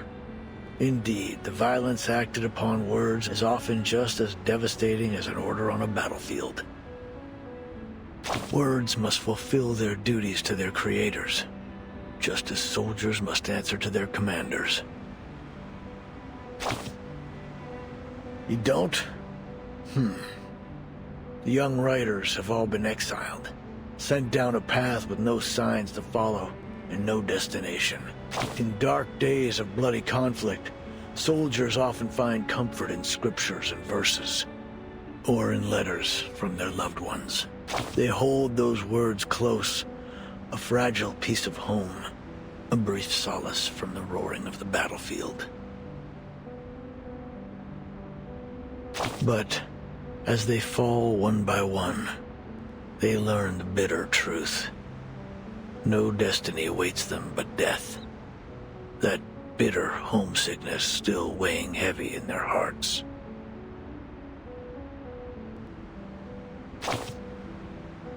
In dreams, maybe. Walking the streets of your hometown, spending it, but live there too long, and the lines between fiction and reality will blur. And soon, you'll never wake up again. Soldiers crawl through trenches, roll in the mud, and charge to their deaths again and again.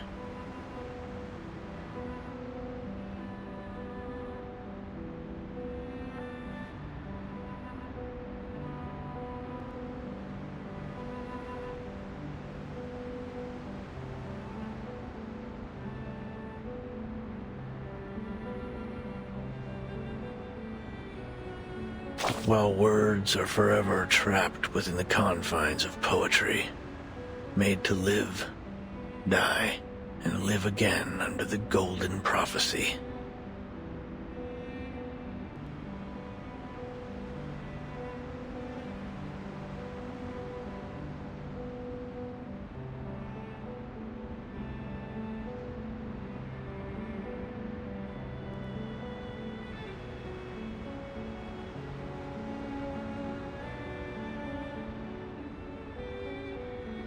Ugh. I can't stand the way poets talk.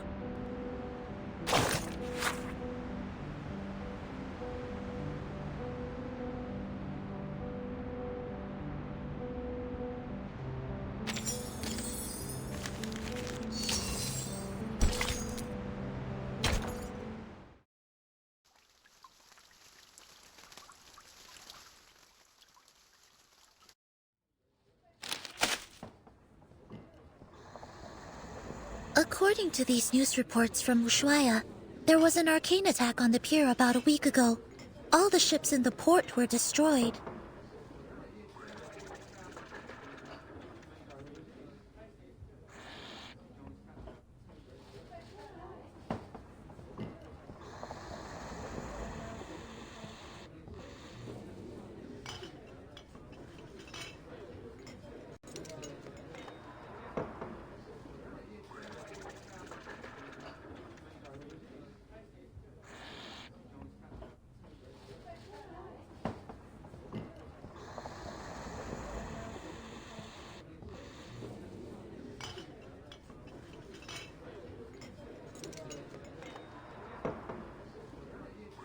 Could Manus Vindictae be responsible for this? Or perhaps the Xeno rebels? Hard to say, but things have been suspiciously quiet these past few days. I had been hoping we'd find some clues here in Ushuaia, after we lost track of the Manus, in the Free Breeze shipwreck. They would have gone to ground somewhere remote and off the radar. Indeed, it's possible they've already left Ushuaia. For whatever reason, it seems they haven't been pushing for the storm to happen quite as eagerly as before. I have a strange feeling about it all. They're definitely up to something. For now, it seems our new friend's story lines up with the intel from Moth. It seems the Xeno rebels really did bring Dr. Dorez here. We should see if there's anything more she can tell us. Timekeeper. The Foundation doesn't have any intelligence on Tierra del Fuego. If the Manus really are here, then we'll be on our own. The closest Foundation branch is in Buenos Aires, 3,200 kilometers away.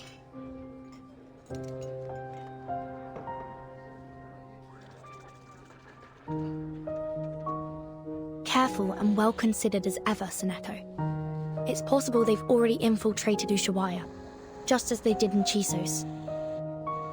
But the Xeno rebels may still be holding Dorez. We can't just wait around.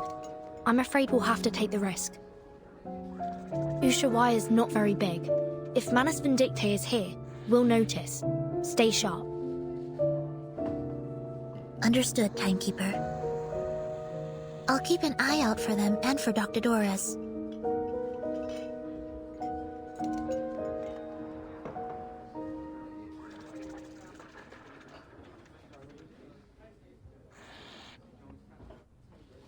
My friends. They're really gone. Adios, Recoleta. I don't think we'll meet again. So that's all I get?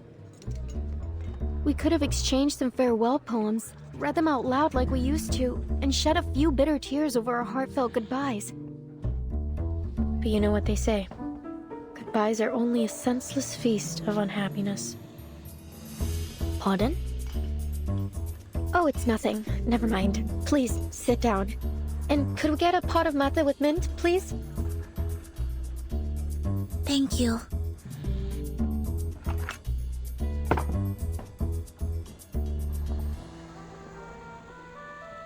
So you're looking for Doris? I can tell she's important to you from your look. Correct. Is there anything more you could tell us about the day you met her? Of course, it was one of those gray, overcast afternoons. I had just turned onto Calle Bolivar when I ran into this blind woman on my way to the post office. To be exact, I didn't run into her. She called to me. It felt like a sacred moment in time, like something unworldly. I just stood there, frozen, as she walked up and fixed a loose thread on my sweater. I stared at her until my fingers went numb, and the letter almost slipped out of my hand. Miss, could you tell me what's in that direction? I followed her hand as she pointed forward. Strangely, even though I could see she was blind, I had a feeling that she knew exactly where she was pointing and where she intended to go. That's the way to Comala Prison, Senora. Is that where you're headed? I could walk you there if you'd like. Thank you, Miss. But I think I found my way. She held a typewriter. How ironic that God would give her, at once, both books and night. I am Recoleta. What may I call you, miss?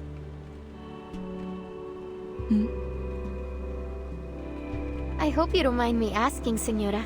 I didn't mean to pry. It's only that I have to know. You're a writer too, aren't you? I've been working on a novel and, for some reason, I have this feeling you could be a character in it. Forgive me. I'm just so excited. I really want to remember this moment. Please, may I have your name? Or whatever you'd like me to call you?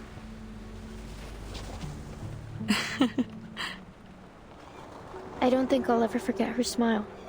It was soft, kind, almost merciful. And oddly, it felt so ancient. No offense taken, Miss Recoleta. But first, I have a question for you. What does literature mean to you? Sorry? What a question it was.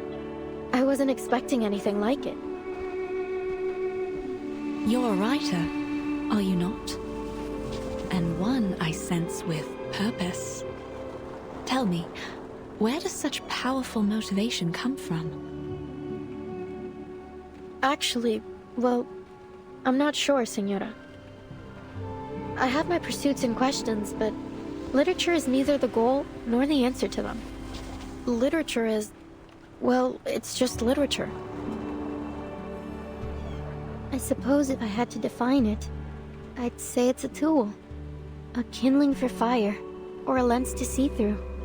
A means to explore and raise questions from different angles and express our perspectives. And what an interesting perspective you've expressed. I see. But how does literature make you feel?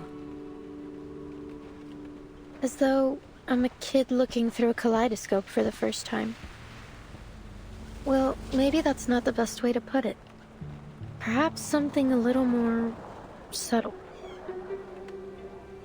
Just when I was looking for the right word, she turned away with a little wave, heading toward the prison, her feet crunching over the fine snow.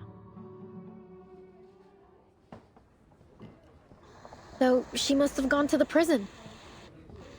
When did all of this happen? About 3 days ago. I remember the sun came out for a while that day, and the streets were glistening with melting snow. You've heard of Comala Prison, haven't you?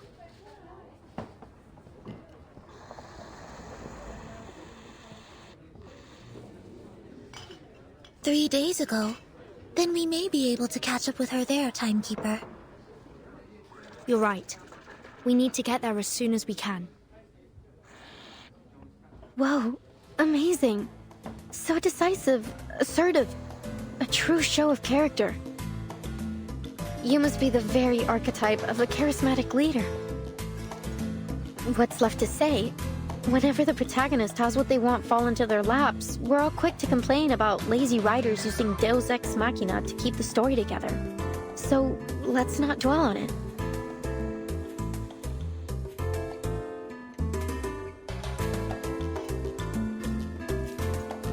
But anything can happen in a place like Ushuaia. It's a city where the day may only last 4 hours, and the streets are full of exiled arcanists. We appreciate your help, Miss Recoleta, please think nothing of it. Miss Recoleta. I'm Vertin, and this is Sonetto. We're investigators from the St. Pablo Foundation. Pleasure to meet you. Likewise. Glad that I could help. But listen, ladies.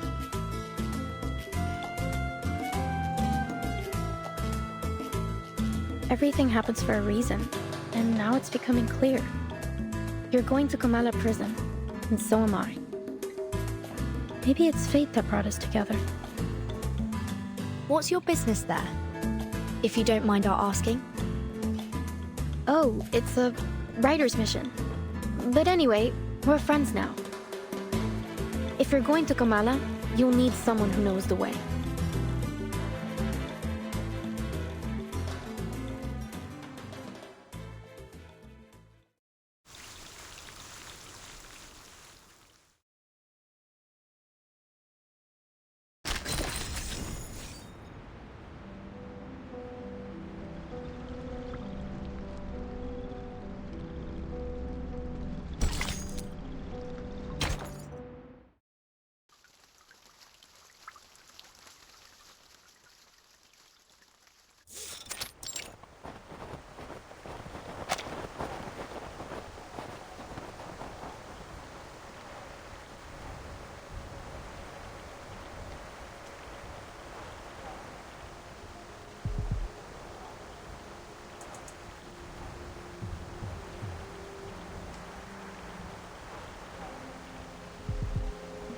Behold, Comala Prison. It's the biggest building around. When the sun comes out, it looks like a rusty button stitched into the earth. Everyone tries not to pay attention to it, but it's undoubtedly one of the most important places in town. This way. Careful. We're heading uphill. Oops!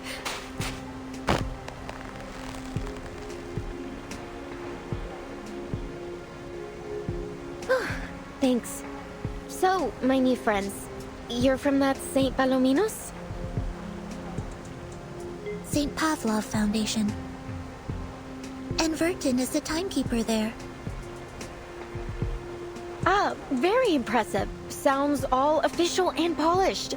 Then, I take it you've already got away into the prison?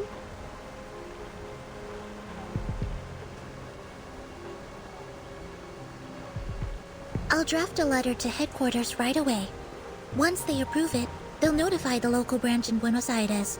From there, they'll need to inform the Argentine government, who will then issue us a permit. Excellent. Looks like our bureaucrats still have some worth. No offense intended, of course. Since we're pressed for time, I believe we can ask that headquarters give high priority to our request. If all goes well, we should have the permit in about a month. Ah, how expedient of them. But you know what?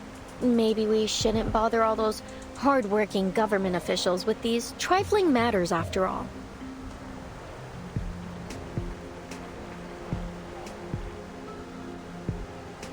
I have a simpler solution that suits the urgency of our cause. That sounds great. Oh, where are you going, Miss Recoleta?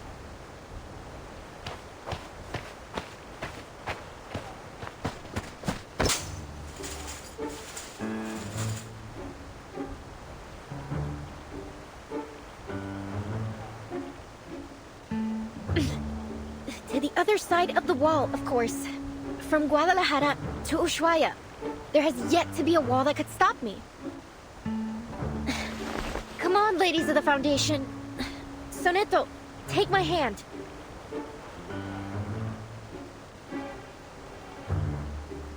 Miss Recoleta, please. A reckless act like that could have serious consequences. Please come back down. In fact, while the details of our mission are classified, I should warn you it may be dangerous, and we cannot guarantee your safety once we're inside. Perhaps it's in your best interest to return to town. What? That is definitely not in my best interest. What sort of pusillanimous coward would I be if I just abandoned my fated companions here? Of course I'm going in with you. Or rather, you're coming with me. Please get down, Miss Recoleta. Someone's coming our way.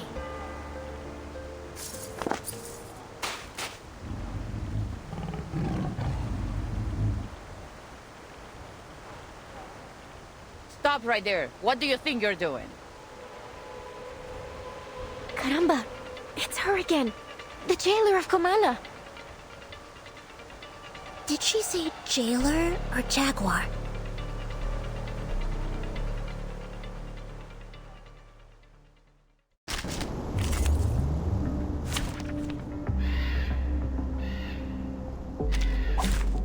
Why haven't those warm-ups walked away? Tiffany's! Cartier!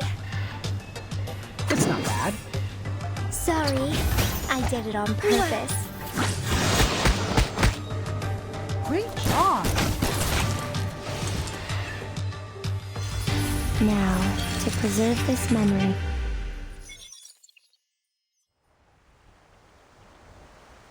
Miss Recoleta, haven't I made myself clear? I don't want to see you here again. Jailer! We meet again! What a delightful encounter on such a...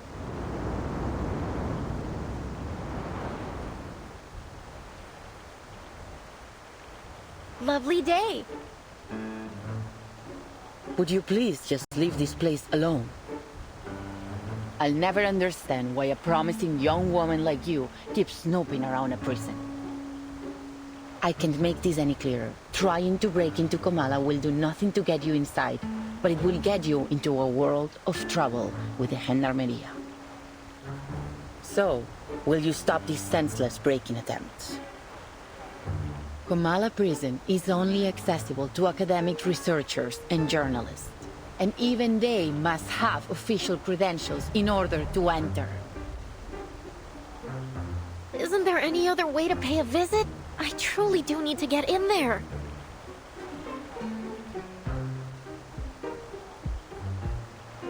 Sorry to interrupt, but did you just say official credentials? Yes, you heard me right. And you are? I'm the timekeeper of the St. Pavlov Foundation. My assistant and I are here to visit Comala Prison on official orders from the Foundation. Here, this is my ID.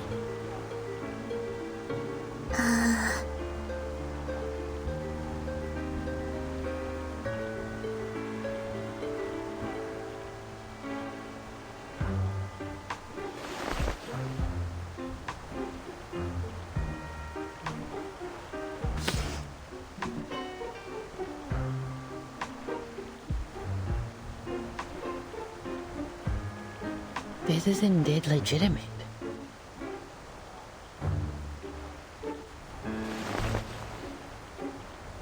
Welcome to Comala Prison.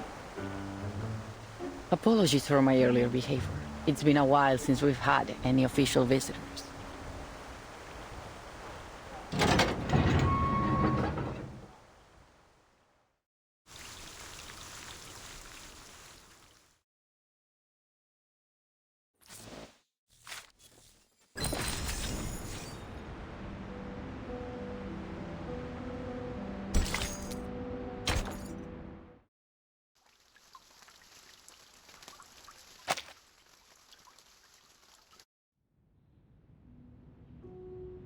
Día tras día, la investigadora de paracausalidad se escondía en la naturaleza fuera del pueblo de Amalfitano, estudiando los datos que había recolectado. Una tarde, al anochecer, una voz llamó desde fuera de su cueva. Ella dejó el equipo y las cintas y salió afuera. Un hombre estaba de pie, curioso, frente a su puerta. ¿Qué haces aquí? Preguntó, levantando ambas cejas. Nada sucede en Amalfitano en estos días. El local se presentó como el empleado del banco. Probablemente tenía la cara más amable del lugar. Ojos brillantes, mejillas levantadas, una mandíbula suave. Era una cara llena de esperanza. La investigadora le mostró los espectros que había estado recopilando. He estado recolectando historias sobre el dado, explicó. Quizás ellos contienen la clave para explicar la aleatoriedad que muestra el destino. Ah, eso realmente me intriga, respondió rápidamente el empleado del banco. Me encantaría escuchar todo sobre eso, pero debo irme. No debo llegar tarde al funeral del pescador de dunas. Y con eso se fue. 3 días después, los mismos pasos regresaron a su cueva. ¿Volviste? ¿Cómo has estado? ¿Lograste llegar al funeral? Preguntó. No tengo idea de lo que estás hablando, respondió de manera cortante. No soy el hombre que crees que soy. Su rostro estaba agotado y demacrado, sus ojos hundidos profundamente en huecos vacíos. Era como si toda chispa de vida le hubiera sido arrancada, dejándolo solo con una cáscara vacía. La investigadora insistió que no se había equivocado. Conozco a las personas por su naturaleza más profunda, hasta la sincronización de sus espectros. Nunca me he equivocado antes. Lo que tú digas, el hombre murmuró de manera áspera. No entiendo nada de tus ideas tan elevadas. Solo déjame ir. Ha sido un largo día de pesca y lo único que quiero ahora es desplomarme en mi cama tambaleante. Se alejó con pasos que sonaban exactamente como los del empleado del banco.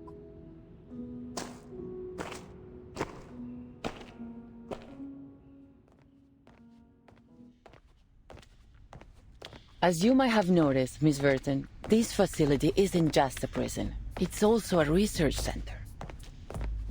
Its full name is the Panopticon of Comala. It was established by the Foucault Association in 1975. We've hosted workshops, academic sessions, and even lectures about the Panopticon. You may even have seen some reports about it.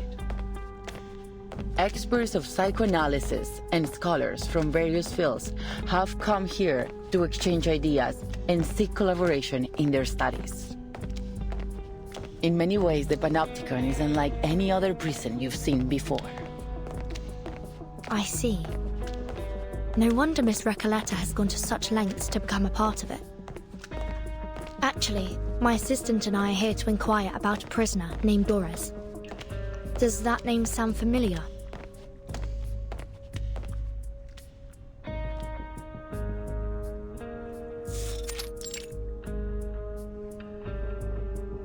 Not that I recall. Could she have used a different name?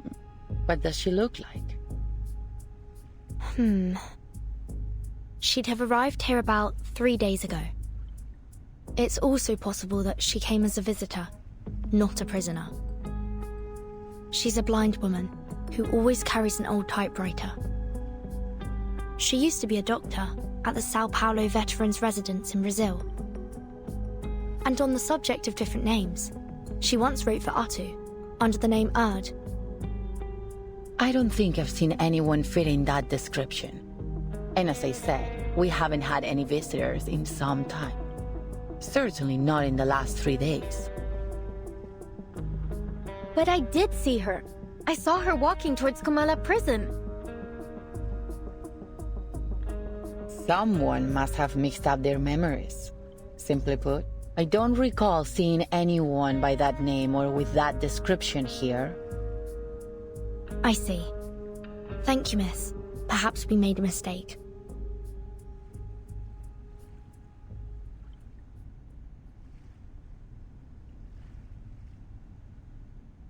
Miss Recoleta, you've gone to great lengths to get into the Panopticon. Would you mind telling us why? Finally! I've been waiting for you to ask. I'm here to find my pen pal in Comala. You have a pen pal?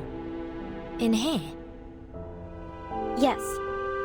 6 months ago, I went to a book exhibition in Guadalajara and came across the contact details of a few writers. I sent them my novel and asked for feedback.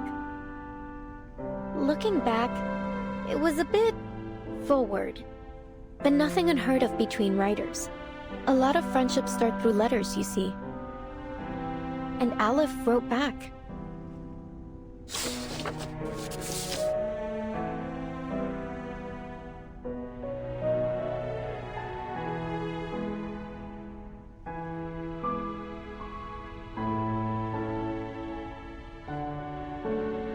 And how much do you know about this pen pal of yours? Oh, well, he calls himself Aleph, which is a grammatically masculine word, so... So you assume Aleph is a man?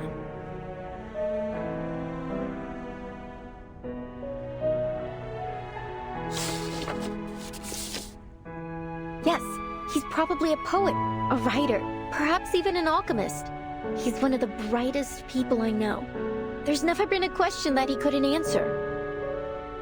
I've asked him about religion, politics, history, potions, even critters in length and breadth. Can you imagine someone who knows all those things and so extensively too? And he helped me with my novel. He always seems to know the best ways to bring my characters to life. Honestly, he's so insightful. I've begun wondering if he's omniscient. With his help, my story grew richer and fuller, like a well-tended plant. Strangely, can't seem to take it any further now. It's as if the roots have been sapped of their strength. I couldn't understand why, so I resolved that I would see him in person to find out. Again with this story about your uncanny pen pal, I've already told you 1,000 times. It's all very moving, but it still doesn't justify your actions. Writers experience mental blocks all the time, yet you don't see them trying to break into a prison over it. She does have a point. Please, Burden, jailer, have a little mercy, will you? Hold on. I've been meaning to ask. Why are you only calling her jailer? Don't you know her name? Or do you just prefer addressing people by their occupation? Oh, about that.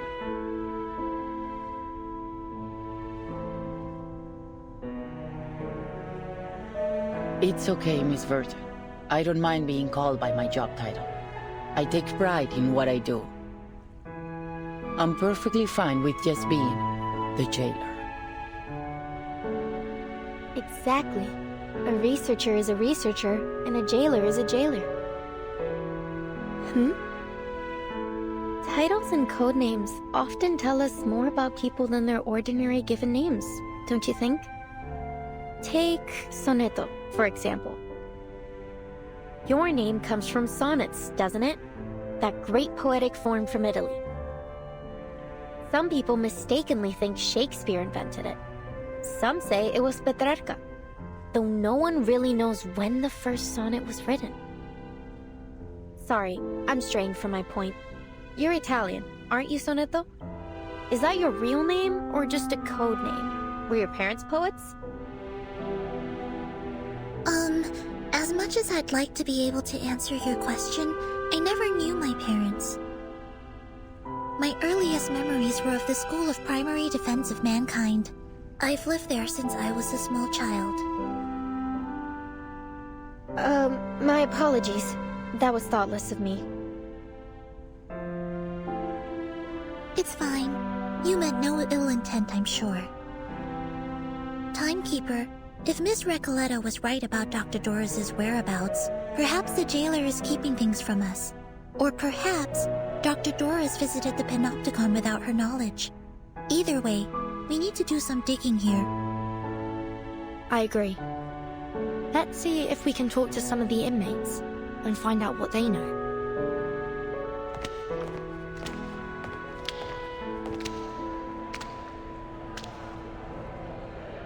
Ladies, we're about to enter the main hall of the Panopticon. This is one of the places where the inmates spend their recreation time. At this hour, they are supposed to be in their cells. But what's all that noise?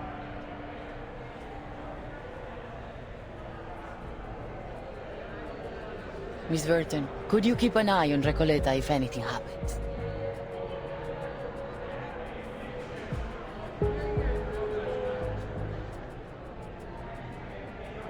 Certainly. What do you take me for? I'm not going to run away. That'd be a pretty cheesy way to start a story. Please, just stay close to me.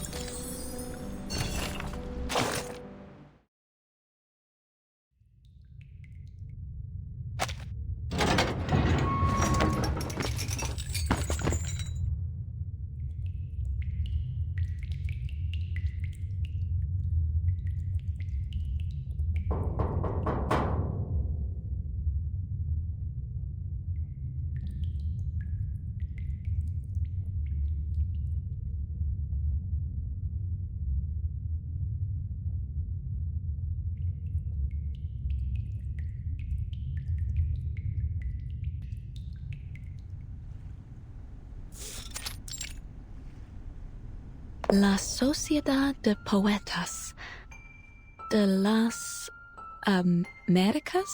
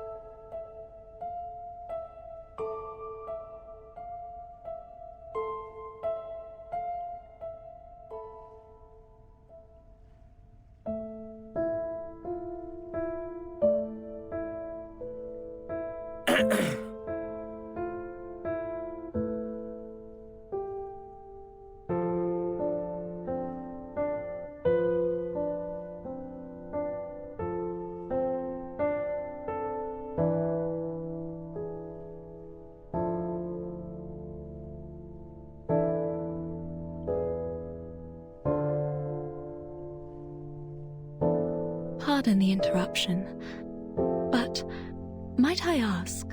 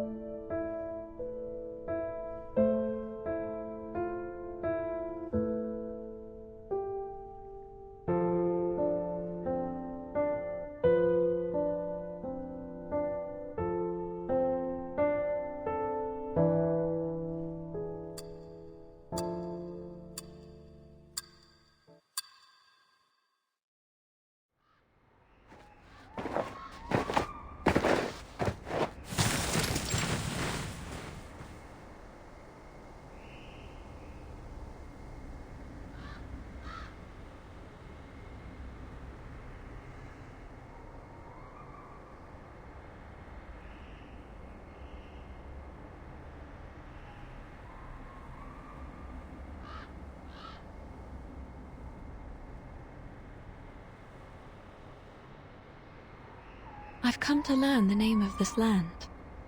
Ushuaia.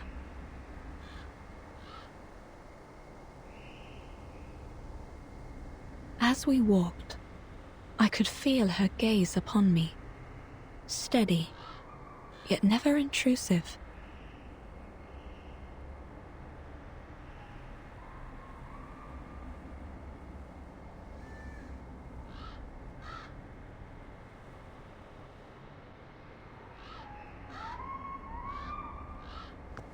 I sensed I had been brought to a place most unusual.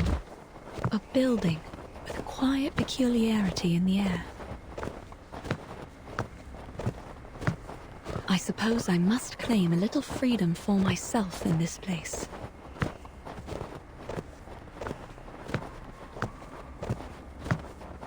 I'm sorry for your undue trouble, my diligent friends.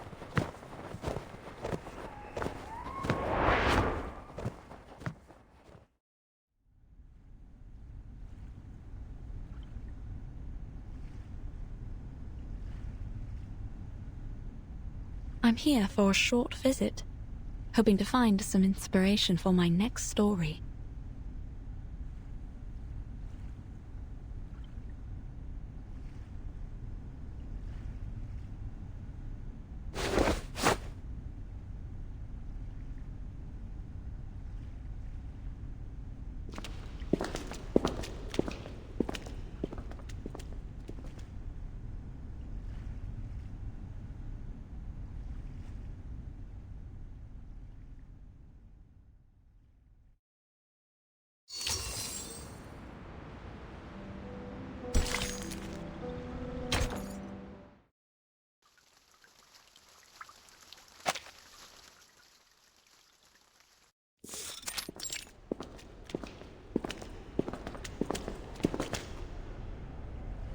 I didn't expect any of this from what we saw outside.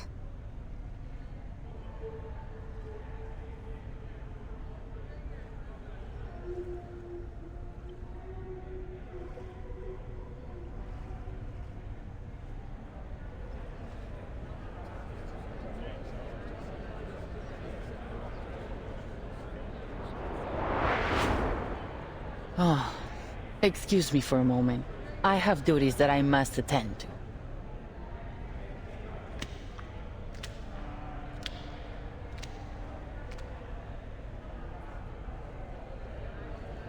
They don't seem intimidated by her at all. Yeah. They just look like a bunch of artists having a chat in the garden. And the jailer seems to be like a grumpy neighbor coming over to ask them to keep it down.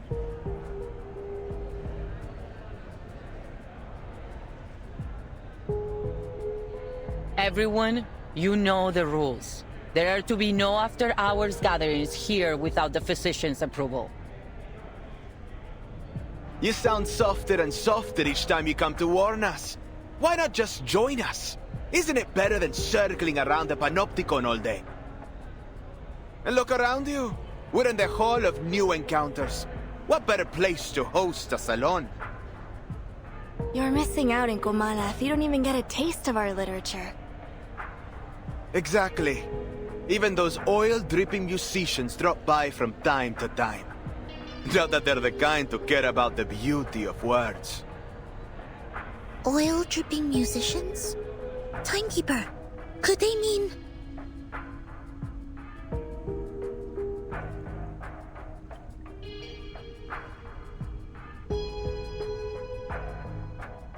Quiet now, please. The Ediles Salon is about to start.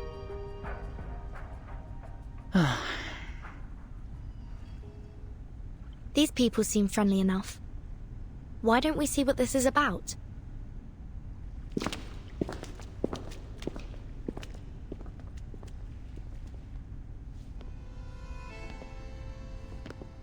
En desiertos, en estrellas, dentro de laberintos. En aguas, en espejos, dentro de reflejos.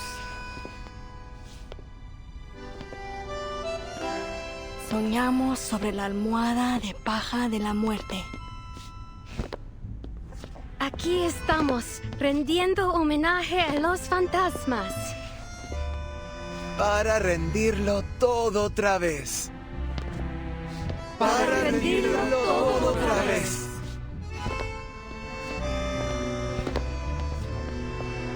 My dear friends, we face a difficult truth.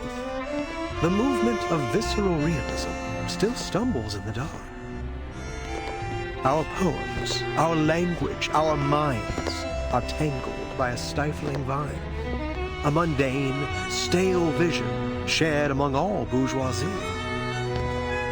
We follow this vision blindly, clinging to the comfort brought by logic and conventional wisdom, and by it, we nip every branch of new art in the bud. Poems are perhaps too fragile an outgrowth to develop one's life upon, but here we may light them like candles at our funerals. Let poetry become the bridge between us and the world.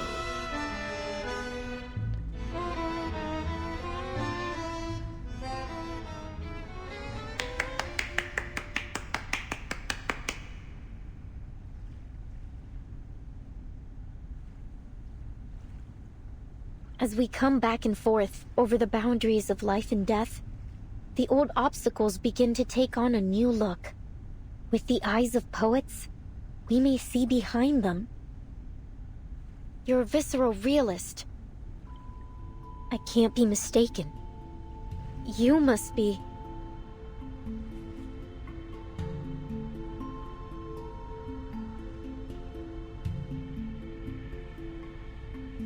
A lonely cowboy, finally home. What a wonder. You're in time. The salon has just begun. And La Sociedad de Poetas de las Americas isn't like those salons that care more about who's invited than the art. All are welcome here.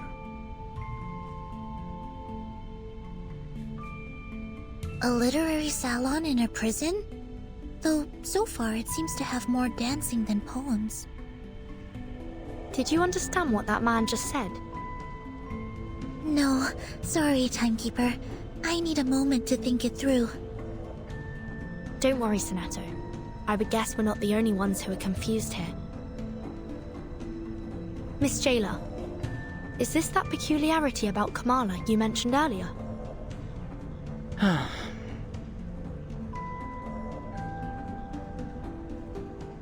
Enough, idealist. You're still an inmate here, and you are walking a very fine line right now. Oh, I'm quite aware of where I am and what lines I tread. This is a prison, the safest place for poets in this part of the continent. One cannot be arrested twice, after all.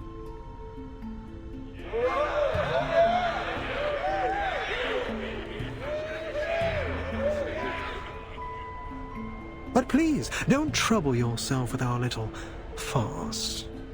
What harm could a few poets possibly do?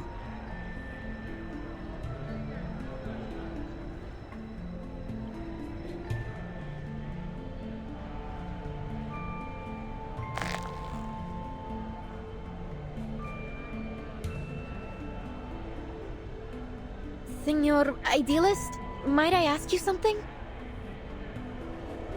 Hold on, Recoleta. All forms of communication with the inmates must conform to our regulations. We will need to record the conversation and submit it to higher authorities for review. I have some questions for the gentleman as well, but we're more than willing to follow the rules. I think the person I'm looking for might have attended this literary salon, or at least talked to some of its members. I'd wager she's spoken to that gentleman. That is, if she has been here at all. I see. Go ahead then. Just watch the time.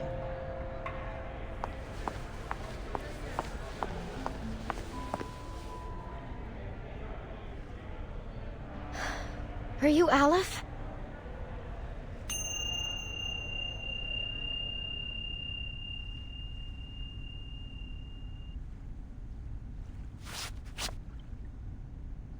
Oh, another visitor looking for Aleph. So you know him? Naturally. But I'm not obliged to speak of him to one who does not, stranger.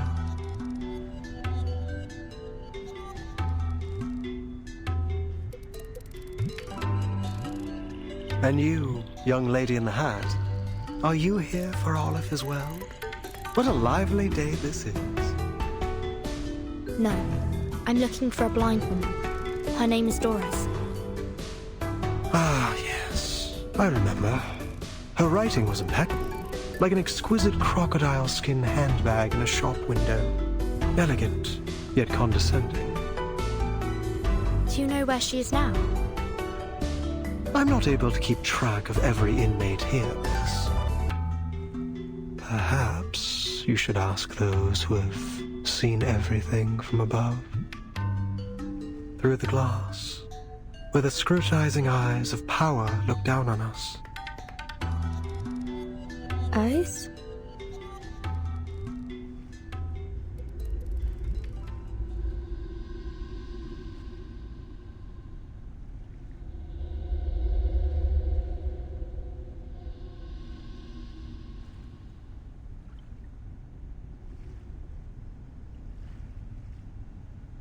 Have you taken your medicine today, idealist? I'm feeling marvelous. Today I require no help from them. I've warned you. It's unwise to act against the physician's orders. Act against him? No one may act against him here. The physician must have misunderstood us. I suspect he doesn't understand half of what we say. I'd like to know how he got his medical degree. Not by cracking open skulls, I should hope.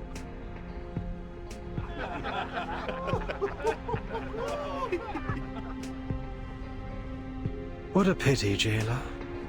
You know, I've always believed you had the soul of a poet, just like us. We've already spoken enough rebellious thoughts outside of Komala. How else do you think we ended up in your nut house?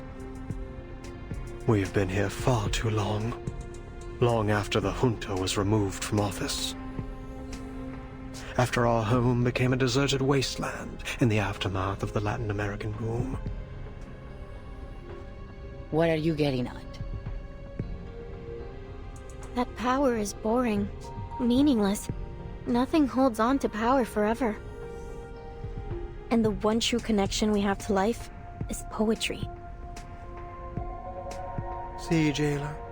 Even an outsider understands our ideas better than you. It's time to open your eyes to reality. La Sociedad is the only way for us to feel truly alive in here, beneath the gaze of those prying, ever-vigilant eyes.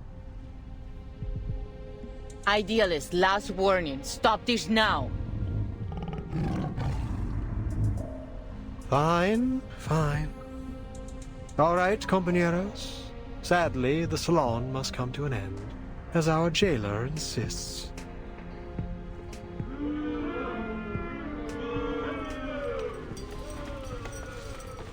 Dear friends, I do not mean to abuse the power of suspense. I sincerely invite you to come with me to the heart of La Sociedad de Poetas de las Americas. Perhaps you'll find the person you look for there.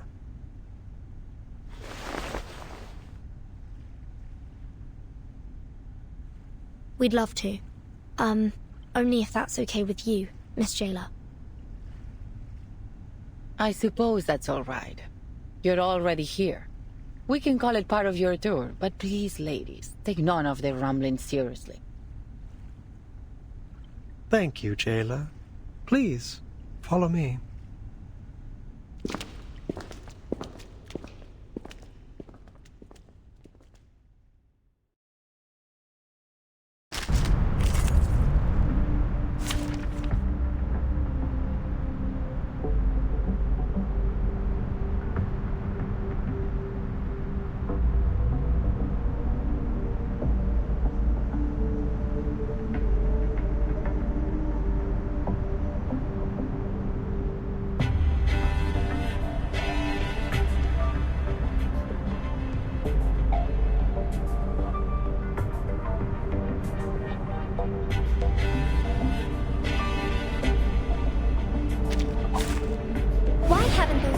just walked away.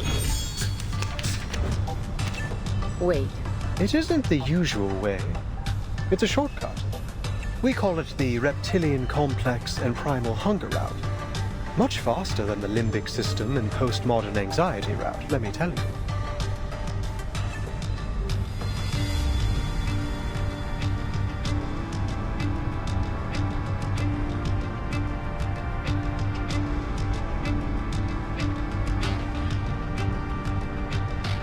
But this passageway has long been abandoned and entry is prohibited.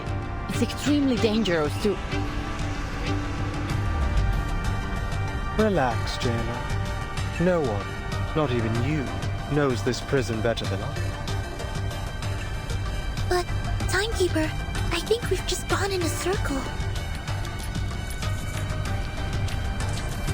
Tiffany Cartier! Mwah. Forgive me, will you? Look. It's not bad. Tiffany! Lorraine. The best combo, automatic aiming. Forgive me, will you? Journey to the cosmos. Cartier! Mwah. Geometry, pay attention to the class. This will help. By cupping the moon in the palm of each. It's not bad. To the right. I am the waves in the ocean and the stars in the sky. Appropriate. Explode! Shine.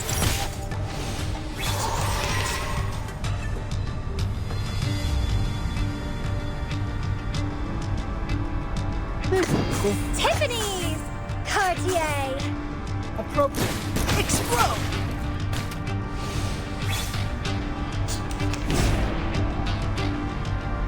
No memory of the scene will be left. It's not bad. Nighty-night. I wish you sweet dreams. Regaining control of our bodies. Left, then right. Which one comes first?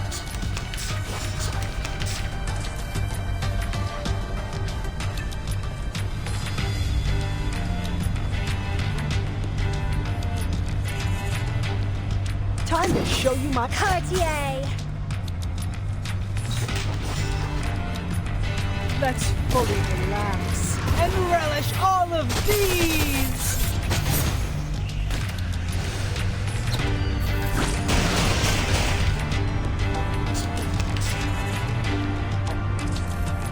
By cupping the moon. Tiffany's! I am the waves in the ocean and the stars in the sky.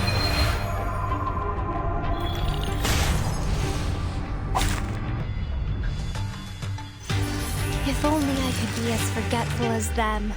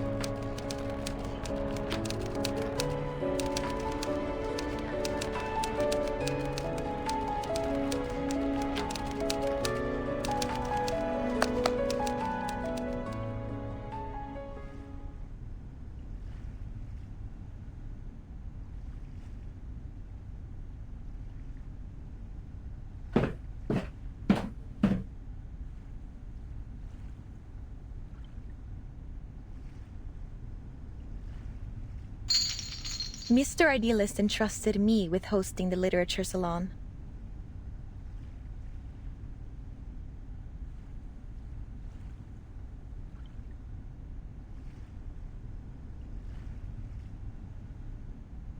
Fiction's duality in reflecting reality and the self.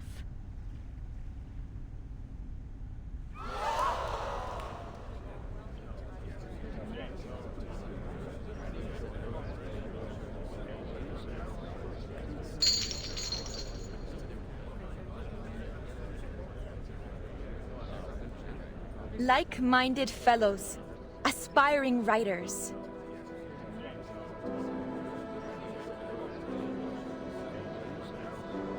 Literature's been shoved aside in the world of art.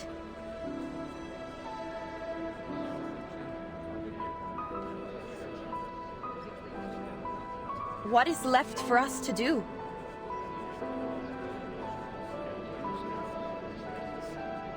Let stories be our weapon. They should be the sword that cuts through the bloody truth, the beacon that lights our way forward.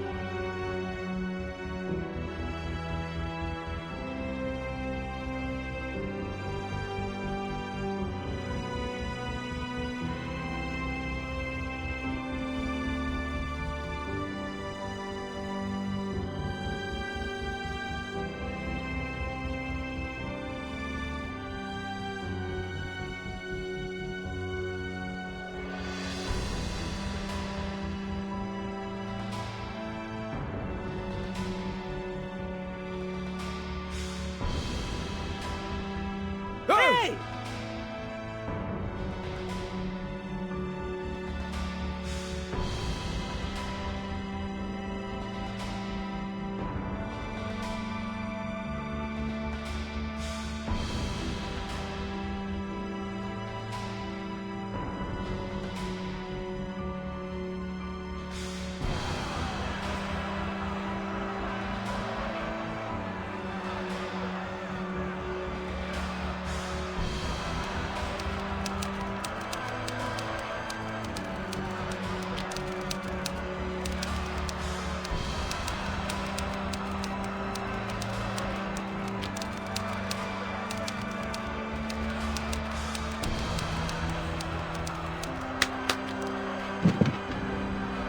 I'm a writer, and I mostly write under the name Erd.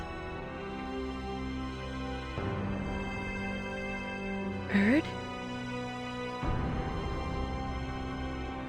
Have you written for Atu? Are you the Erd in Atu?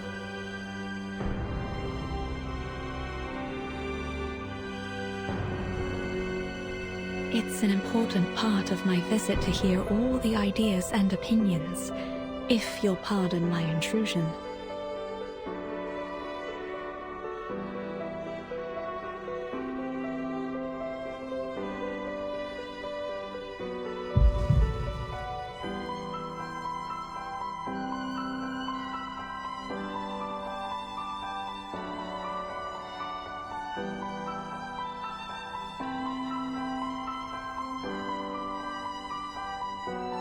In these restless times, literature has been overlooked, forgotten, pushed to the edges of the world.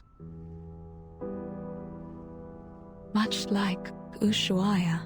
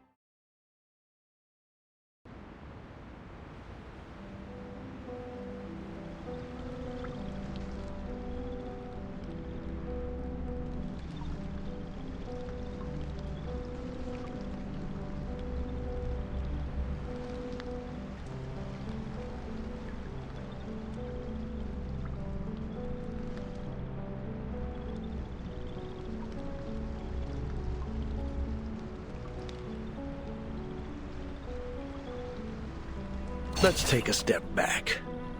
Pull you out of that whirlwind of passion and dreams.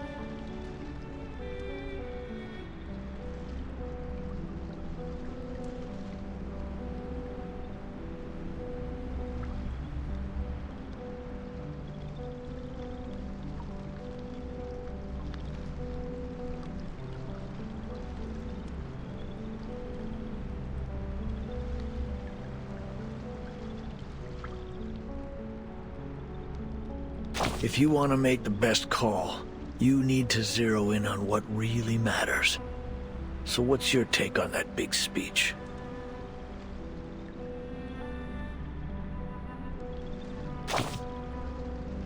A sudden explosion that shook Latin American literary circles about 30 years ago. It was destructive, but also gave rise to new life.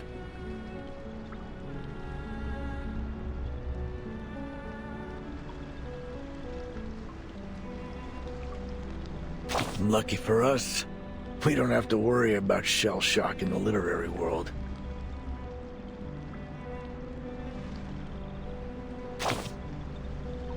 It's not about knowing literature.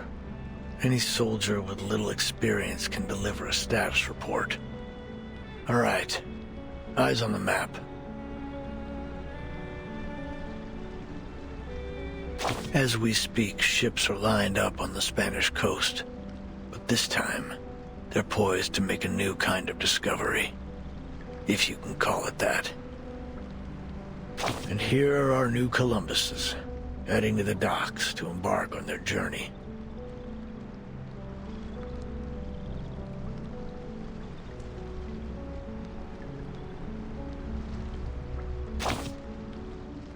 Carmen and Carlos, the driving force behind this literary feast between Spain and Latin America. Carmen, with an eye for opportunity and a mind for business, sought out the continent's literary gems and secured generous publishing deals for them. Carlos, with his deep understanding of market dynamics, brought these works to the eyes of the European public. Then, a golden era began. It all kicked off with a scandal at a military academy. And soon, the entire world was captivated by the story of a baby with a pig's tail from a faraway land. But we mustn't forget the writers themselves. Fuentes, a towering figure of the Spanish-speaking world, and Cortázar, the writer ever seeing through the eyes of a child. And of course, Mario and Gabo, key players in this literary revolution, will forever be etched in the annals of history. They corresponded regularly, always expressing deep admiration for each other's work. In fact, one even wrote a doctoral thesis on the other. Ah, friendship. It was, but no matter how explosive the boom was, it couldn't escape its fleeting nature.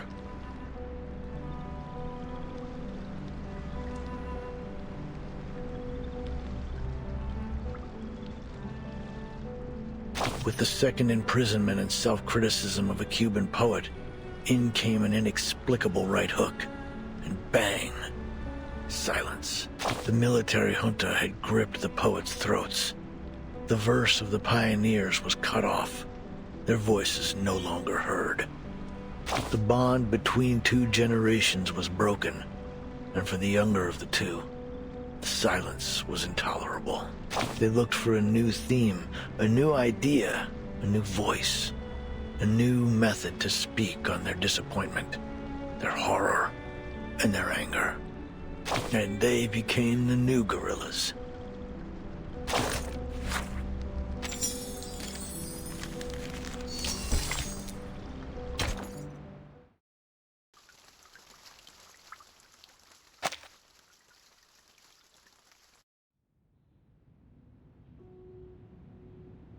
La investigadora se despierta en su cueva en la duna, que le parecía tan vacía como una tumba. Era poco antes del amanecer. Montones de cintas habían ocupado su espacio vital, apilándose una y otra vez. Cada uno de estos carretes giratorios hablaba de historias sobre esa cabaña con techo azul.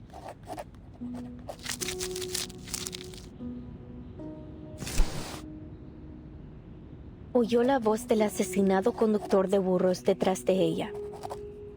Oigo a todos ellos, las risas y las voces de generaciones pasadas, como hojas secas atrapadas en las grietas de viejas paredes, crujiendo solo cuando el viento sopla otra vez. No pondría un pie en esa casa si fuera tú. El mendigo al lado de la puerta también habló. Duermo en el porche cada noche. Cada mañana una luz tenue brilla a través de la ventana, pero nadie sale nunca por esa puerta, y nadie ha entrado nunca. Luego la voz del empleado del banco. Es la historia del alter ego. Esa casa debe haber estado llena de deudas que nadie reclamaría. La anciana enferma, luchando en su cama, susurró. La casa recuerda esos días, cuando la gente desaparecía en la oscuridad de la noche y los niños eran robados por las tormentas. La investigadora de paracausalidad había oído suficiente y volvió a dormirse. Solo quedaba el traqueteo del dado de Babilonia, resonando en su cueva vacía.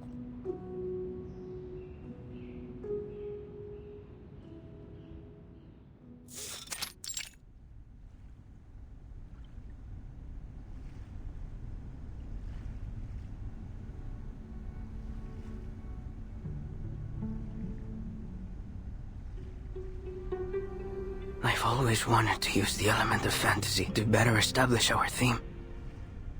And I was right.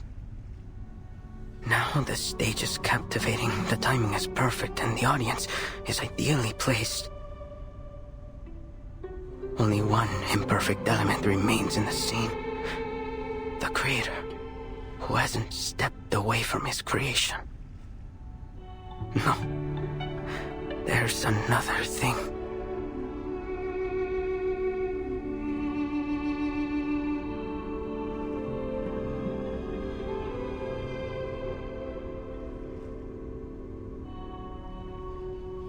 Can you even tell any difference between today's setup and yesterday's? Seriously, Roberta? That's a rude question. Well, what's the difference then? I can't see one either, but you should never judge art by how much it changes in a day. It's a creative process. We might be standing at the edge of the world, but art has no boundaries. We have to show him our support. Easy for you to say. He's been tinkering and tweaking for over 3 months. Even if the idealist himself entrusted him with this exhibition, he can still be wrong sometimes. This gallery is turning into a dump. Estoy viendo fantasmas, todos con las mismas caras, García. Demasiados. Es fácil perderse en ellos.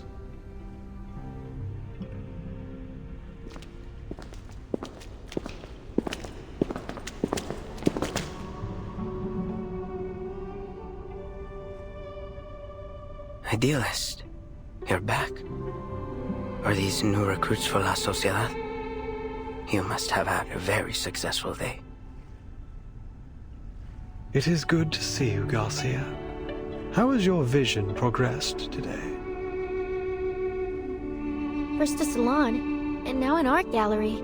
Is this really a prison?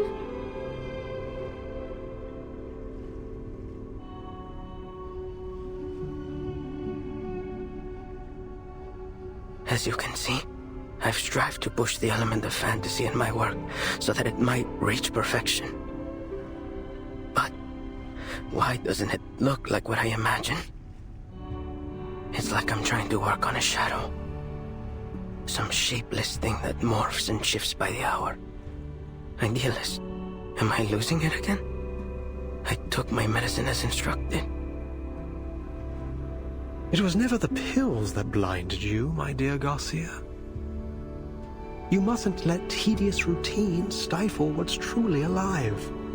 Remember, like those old poems, your exhibition must have a timeless rhythm that's never lost to the changing of minds.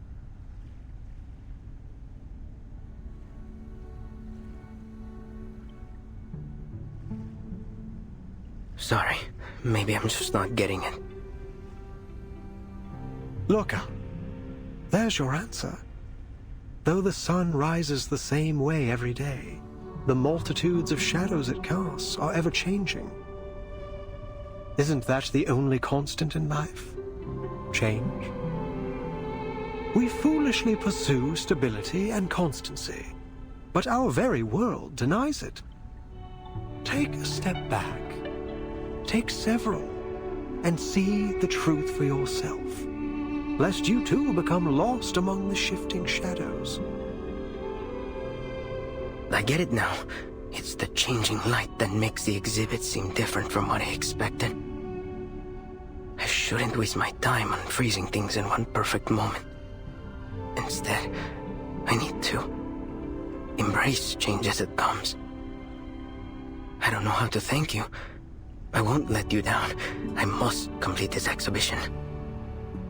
Complete my alter ego.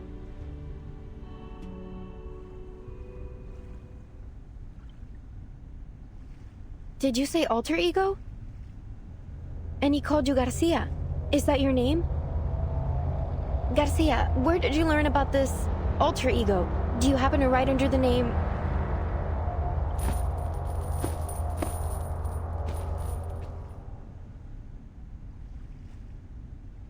Please, Recoleta, give our artist some space. Can't you see? He's already returned to his own time and space. He can't hear a thing you say. He's right. Garcia is deep in his own head now. He won't hear a thing until he's done with whatever he has to do. Even if the floor were to collapse out under us, I think he will be left standing in the air without even noticing. Pardon me then.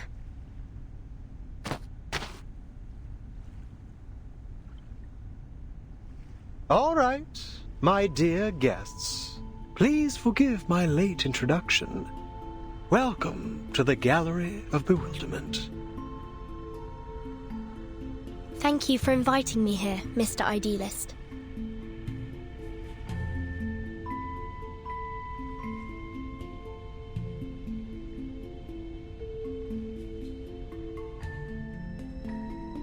I imagine you're curious about what we do here in the heart of La Sociedad de Poetas de las Americas. We're putting together a magazine, a collection of poems from Kamala, our very own Casa de las Americas. ¿Casa de las Américas?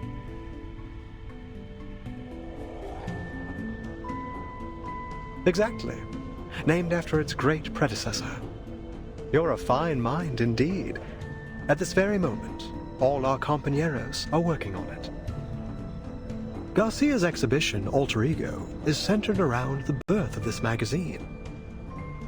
And here, you can see the signatures from all the poets involved, along with a few words they've written for it. Reading it is like looking into the soul of our society. All these signatures.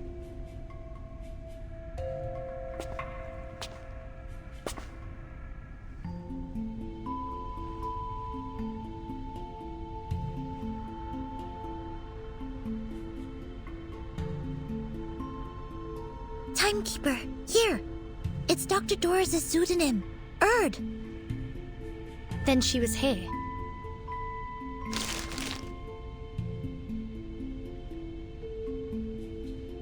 Precisely. She used to be one of us, and still is, if I may correct myself. You can ask around here. Maybe some of our members know where she went. Don't we all miss the familiar faces of old friends?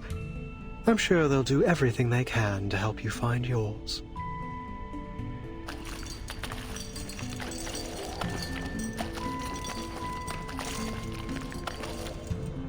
Mr. Idealist, I finished my short story. It's called Weightlessness. It drifts around the subject like a ship floating in space. The readers can start anywhere in the story, or read it in any order they like. And please take a look at my piece, Off Limits! Every word that has been forbidden is either erased or replaced with symbols. It's a one-of-a-kind, jarring experience! And I finished a new paragraph. Just wrote it today.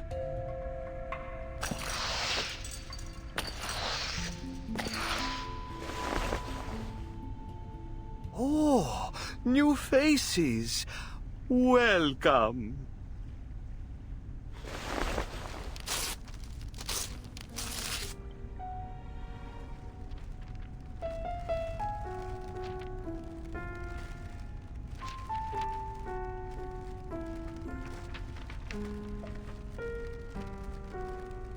Idealist, did he just... This is the writer for the prologue of our magazine.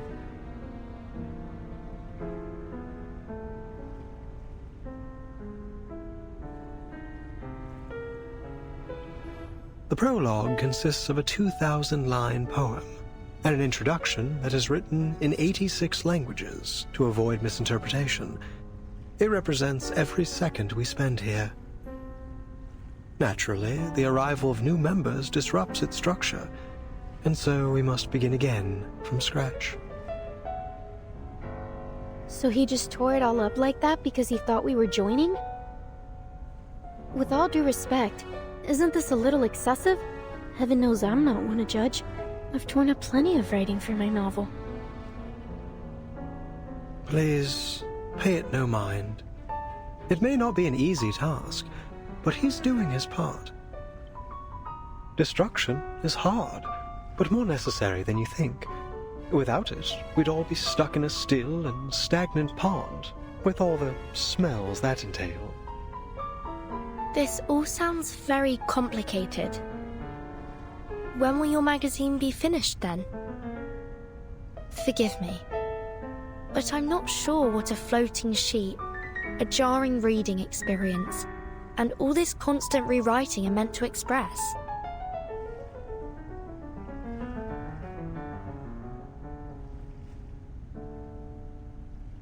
As I've said, Comala is unlike any other prison.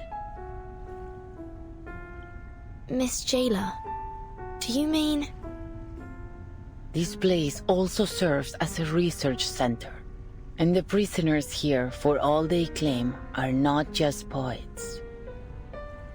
They are Arcanist criminals, and each one of them has been diagnosed as mentally ill.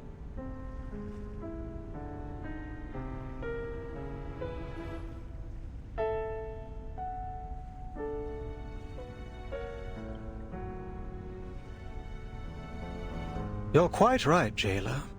But let's not forget that mental illness is merely a deviation from the norm. And who decides the norm? You, the physician, or the ones outside these walls? We've been exiled here by the standards of our time, deprived of our roles in the outside world. So please, as we agreed before, I ask you not to interfere with the affairs of La Sociedad. These people are visitors, not your new recruits. But should we not hear their thoughts first?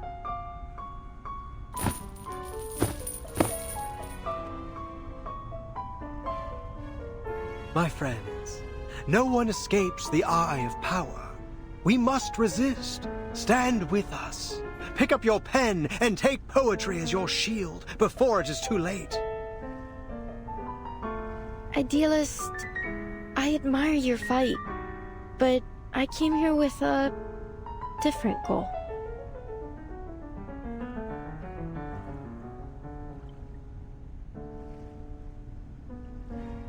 We're the last true owners of an old legend, words now only remembered as myth. We must stay on the path of literature until I find that transcendental solution. To invent an idiom that is generic, all-encompassing, yet precise. My poem will be written in this language, leaving no room for doubt or misinterpretation. How blessed is a man with infallible memory. He holds the finer details of each object within him, more vivid than anyone else. In the end, he'll have all the answers, if time allows him.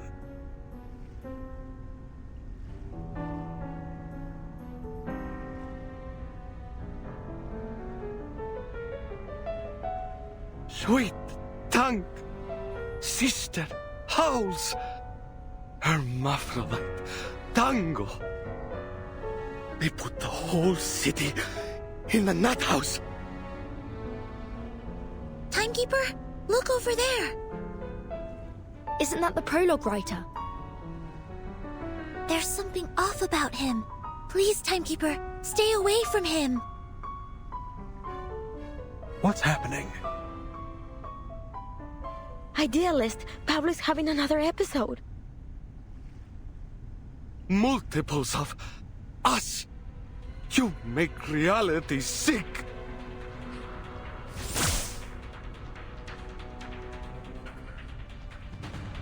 I could use your help, ladies.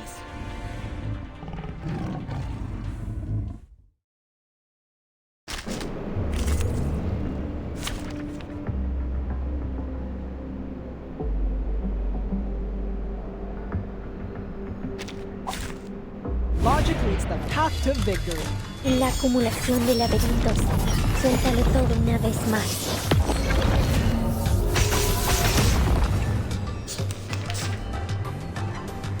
Más allá del concepto. En todos los momentos. Cosmología, filosofía clásica. El fundamento del mundo. Más aliado es la verdad. Shine.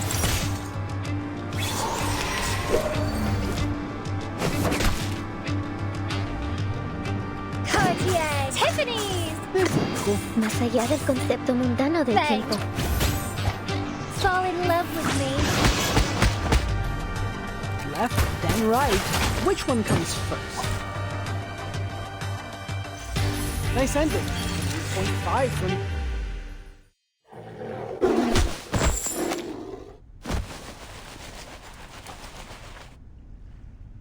Poor soul. I'll bring him to bed.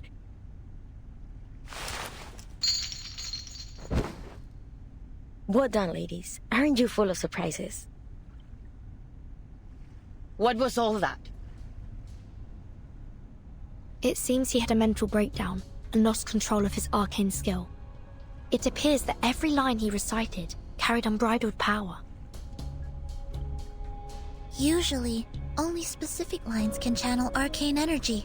You can't just force the power into words or craft a poem to serve your purpose. Pablo must have a rare gift for identifying empowered lines. When he recited them all aloud, they overwhelmed him. That's right. He's a genius who rides the tides of emotion, just like Arthur Rimbaud. We always keep a close eye on him to make sure he doesn't recite anything while reading or writing.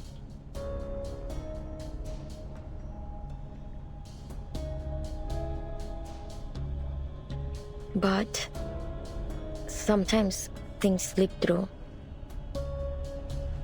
You must understand how difficult it is for a poet to never taste the words on his own lips. So then, this isn't the first time, and you're all fully aware of it.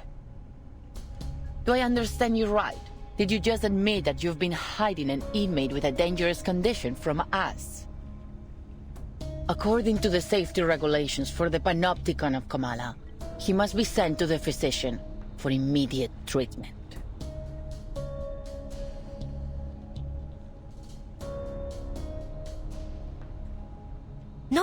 No, wait. We can explain. He's doing fine. We know how to help him. This was just an accident. We got distracted by the new members. We won't be handing him over to the physician. No true writer would allow their mind, the most sacred palace of their thoughts, to be opened up to that cold-hearted, ignorant butcher. Even one who believes their inspiration flows from a source beyond the mere substance of a brain would refuse it.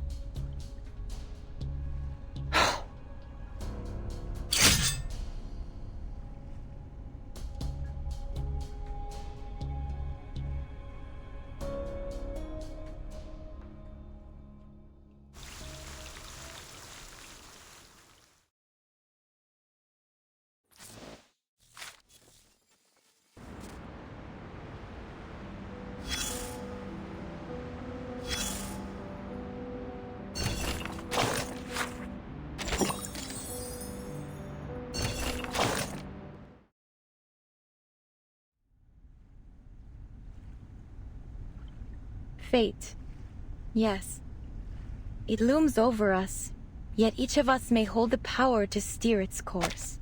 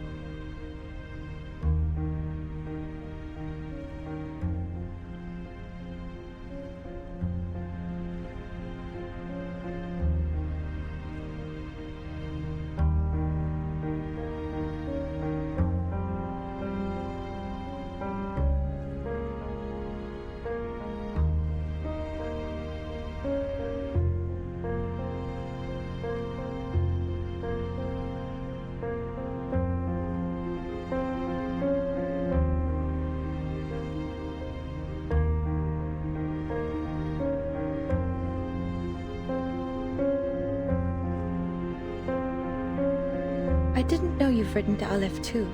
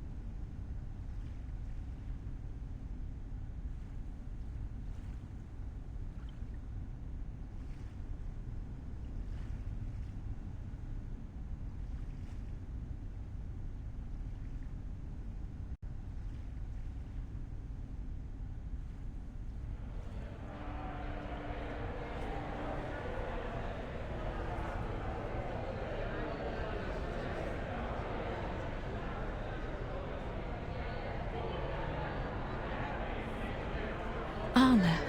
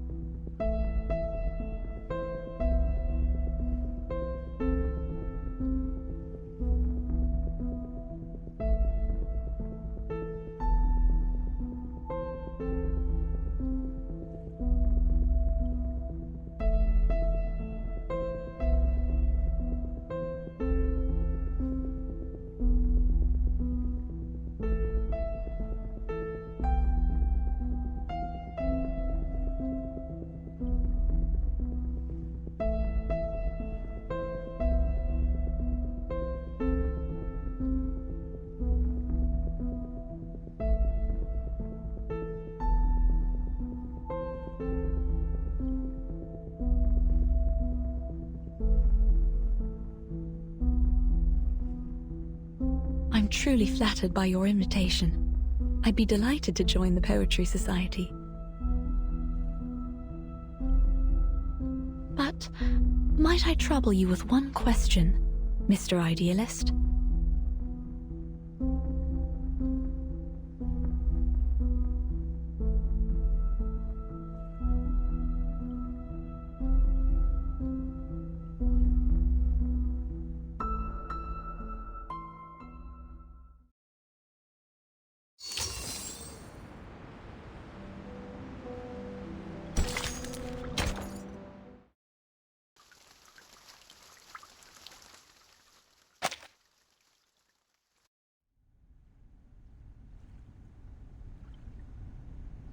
This is a serious violation of the rules. I'll have to report this to the physician, and all of your treatments will need to be reassessed. Until a new treatment plan is in place, all members of La Sociedad are confined to their cells without any of their usual privileges.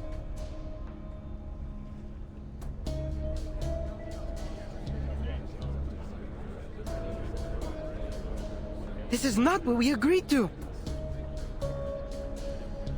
You gave us your word! Affairs within La Sociedad were not to be disturbed! Please, don't do this. Please, he doesn't deserve this. No one does. We don't want to lose our friend.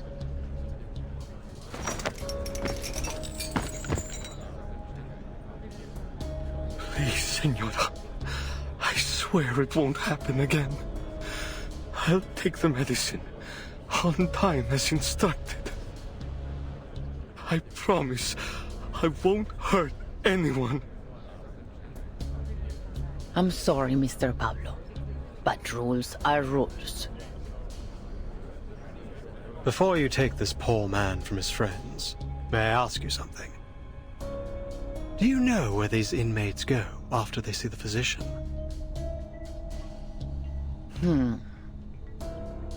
My duty is to keep order here. What happens beyond these walls is not my concern. Perhaps they've recovered from the physician's treatment and were returned to society.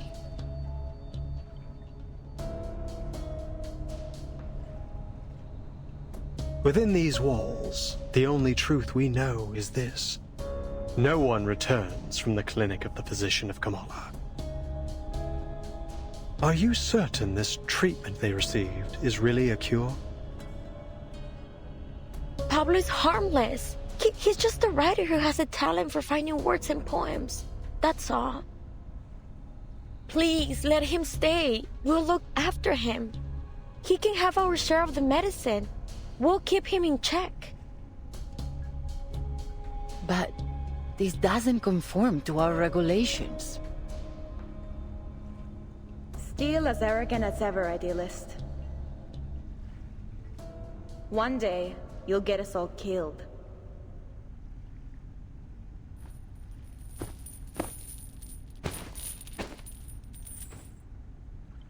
Oh, it's you. I'm glad to see you here. Who is that? That's Octavia, one of our model inmates. She's been a great help in the past. If you're interested in prison literature, I'd suggest talking to her instead of the Idealist.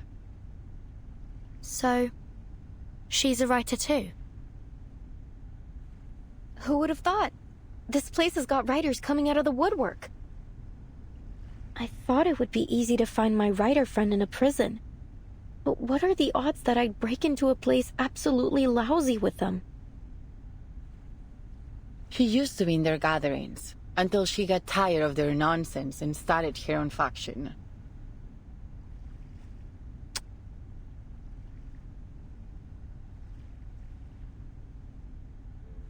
What are you doing here, Octavia? Haven't you heard? The era of chieftains, ghosts, and plantation stories is over.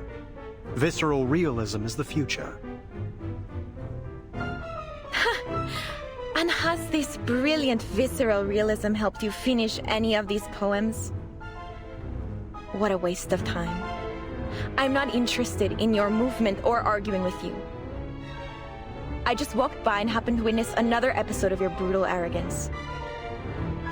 And I'm not about to just stand aside and watch you repeat your mistakes. I'm taking Pablo to the physician. Care to lend a hand, Miss Jailer? We agreed to mind our own business. Are you breaking our agreement? No one will be allowed to erase a word from our poems.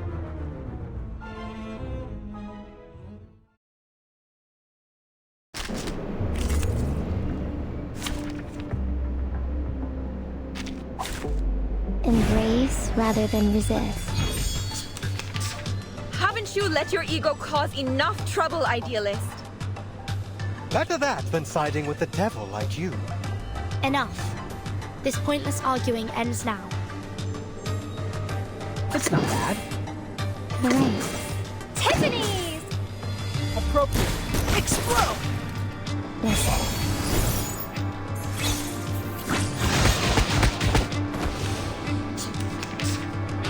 To the left. To the right.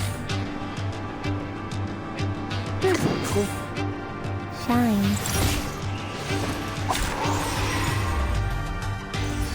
Now, to preserve this memory.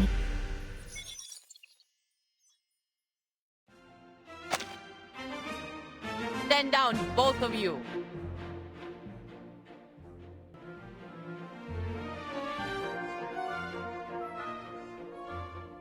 You've never listened. I pity your followers. To be led by such a reckless megalomaniac. Do you even think about the consequences of your actions? We fought hard to earn the freedom to discuss literature under their watch. Your impulsive ego threatens to destroy everything we've built here. Spare me the lecture, Octavia. We don't need permission to do as we please. You're just another puppet of power, kneeling to the eyes behind those glass walls. They've trained you to believe it was your own decision, to be good and conform. Who could have done a better job? When I look at you, all I see is a sheep, docile and obedient, just the way the tower wants. What kind of work could someone like you create? Literature isn't defended by those lounging in cozy rooms, scribbling to soothing music. Have you looked in a mirror, idealist? You've become a pathetic windmill-tilting fool. A monster tearing down everything around you. A beast of prey, you mean? Naturally, a sheep would be appalled by the mere thought of such a creature. A fearful sheep caught in a vine, confusing the blade that would set it free with the jaws of a lion. Such a master of metaphor. But I beg you, learn to distinguish right from wrong, fantasy from reality. Only then can you truly lead our people toward what's right. Distinguish right from wrong? Don't make me laugh. Is that the limit of your vision? You...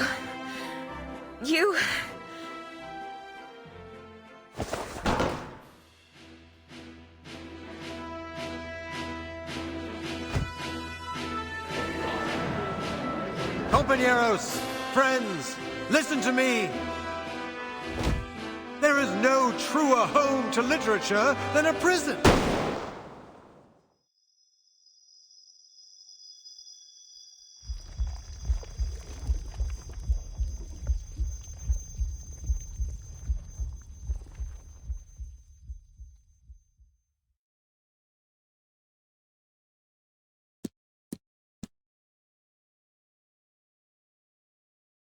No!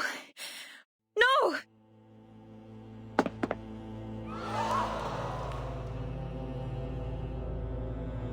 Who did this? Hands behind your head and drop to your knees. All of you, now! This is your last warning.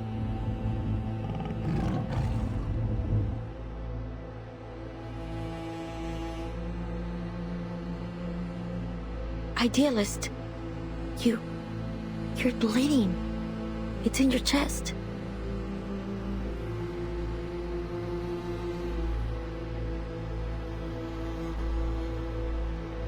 You must. Yes. Idealist?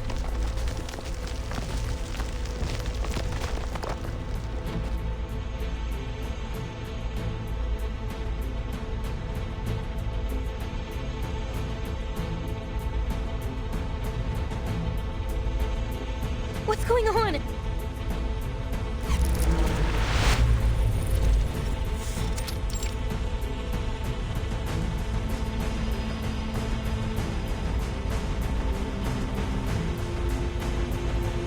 Was he shot? Where did the bleed come from? Miss Jailer, and you ladies over there, come give me a hand. We need to get into the physician.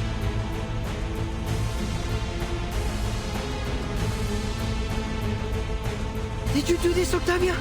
You couldn't face the burning truth of his words, so you pierced his very heart instead. Justice was blazing with the fire of justice. Or was it you, Jailer? Did you intend to crush the voice of poetry beneath your wheel of power? It has to be one of you devils in disguise, beasts in human skin. Can't you see? I had nothing to do with this. I'm as innocent as any of you. I've been trying to keep order here, to protect everyone. And now you blame me? Don't listen to her! The Idealist made it very clear!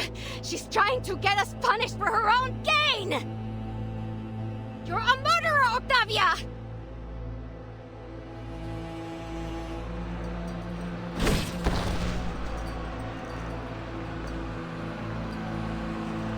This is mad. You're accusing me without proof. It wasn't me. This is getting out of hand. I suggest you ladies leave now. No, wait! It all happened too fast.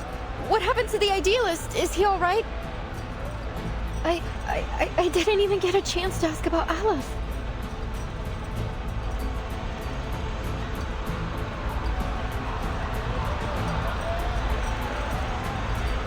I agree with the jailer.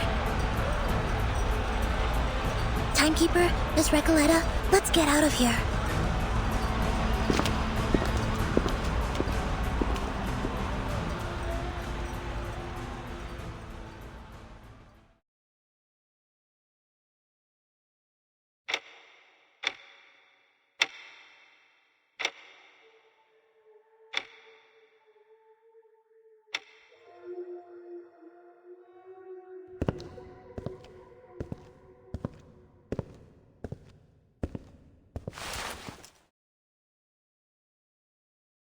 His vitals are gone. At last, some peace and quiet. Well, for a liar and a thief like him, there's hardly a better end than this.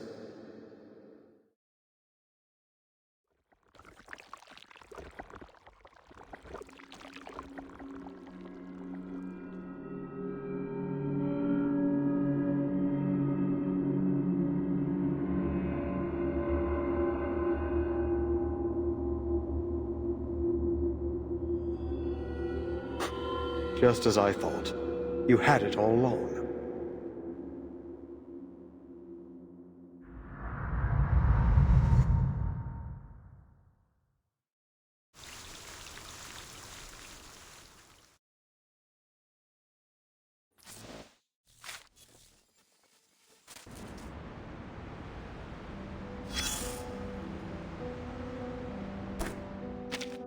If I could take a break all day today, nowhere will I go. I just want to sing on the balcony, and on the mist of the window, I will draw many, many pussycats.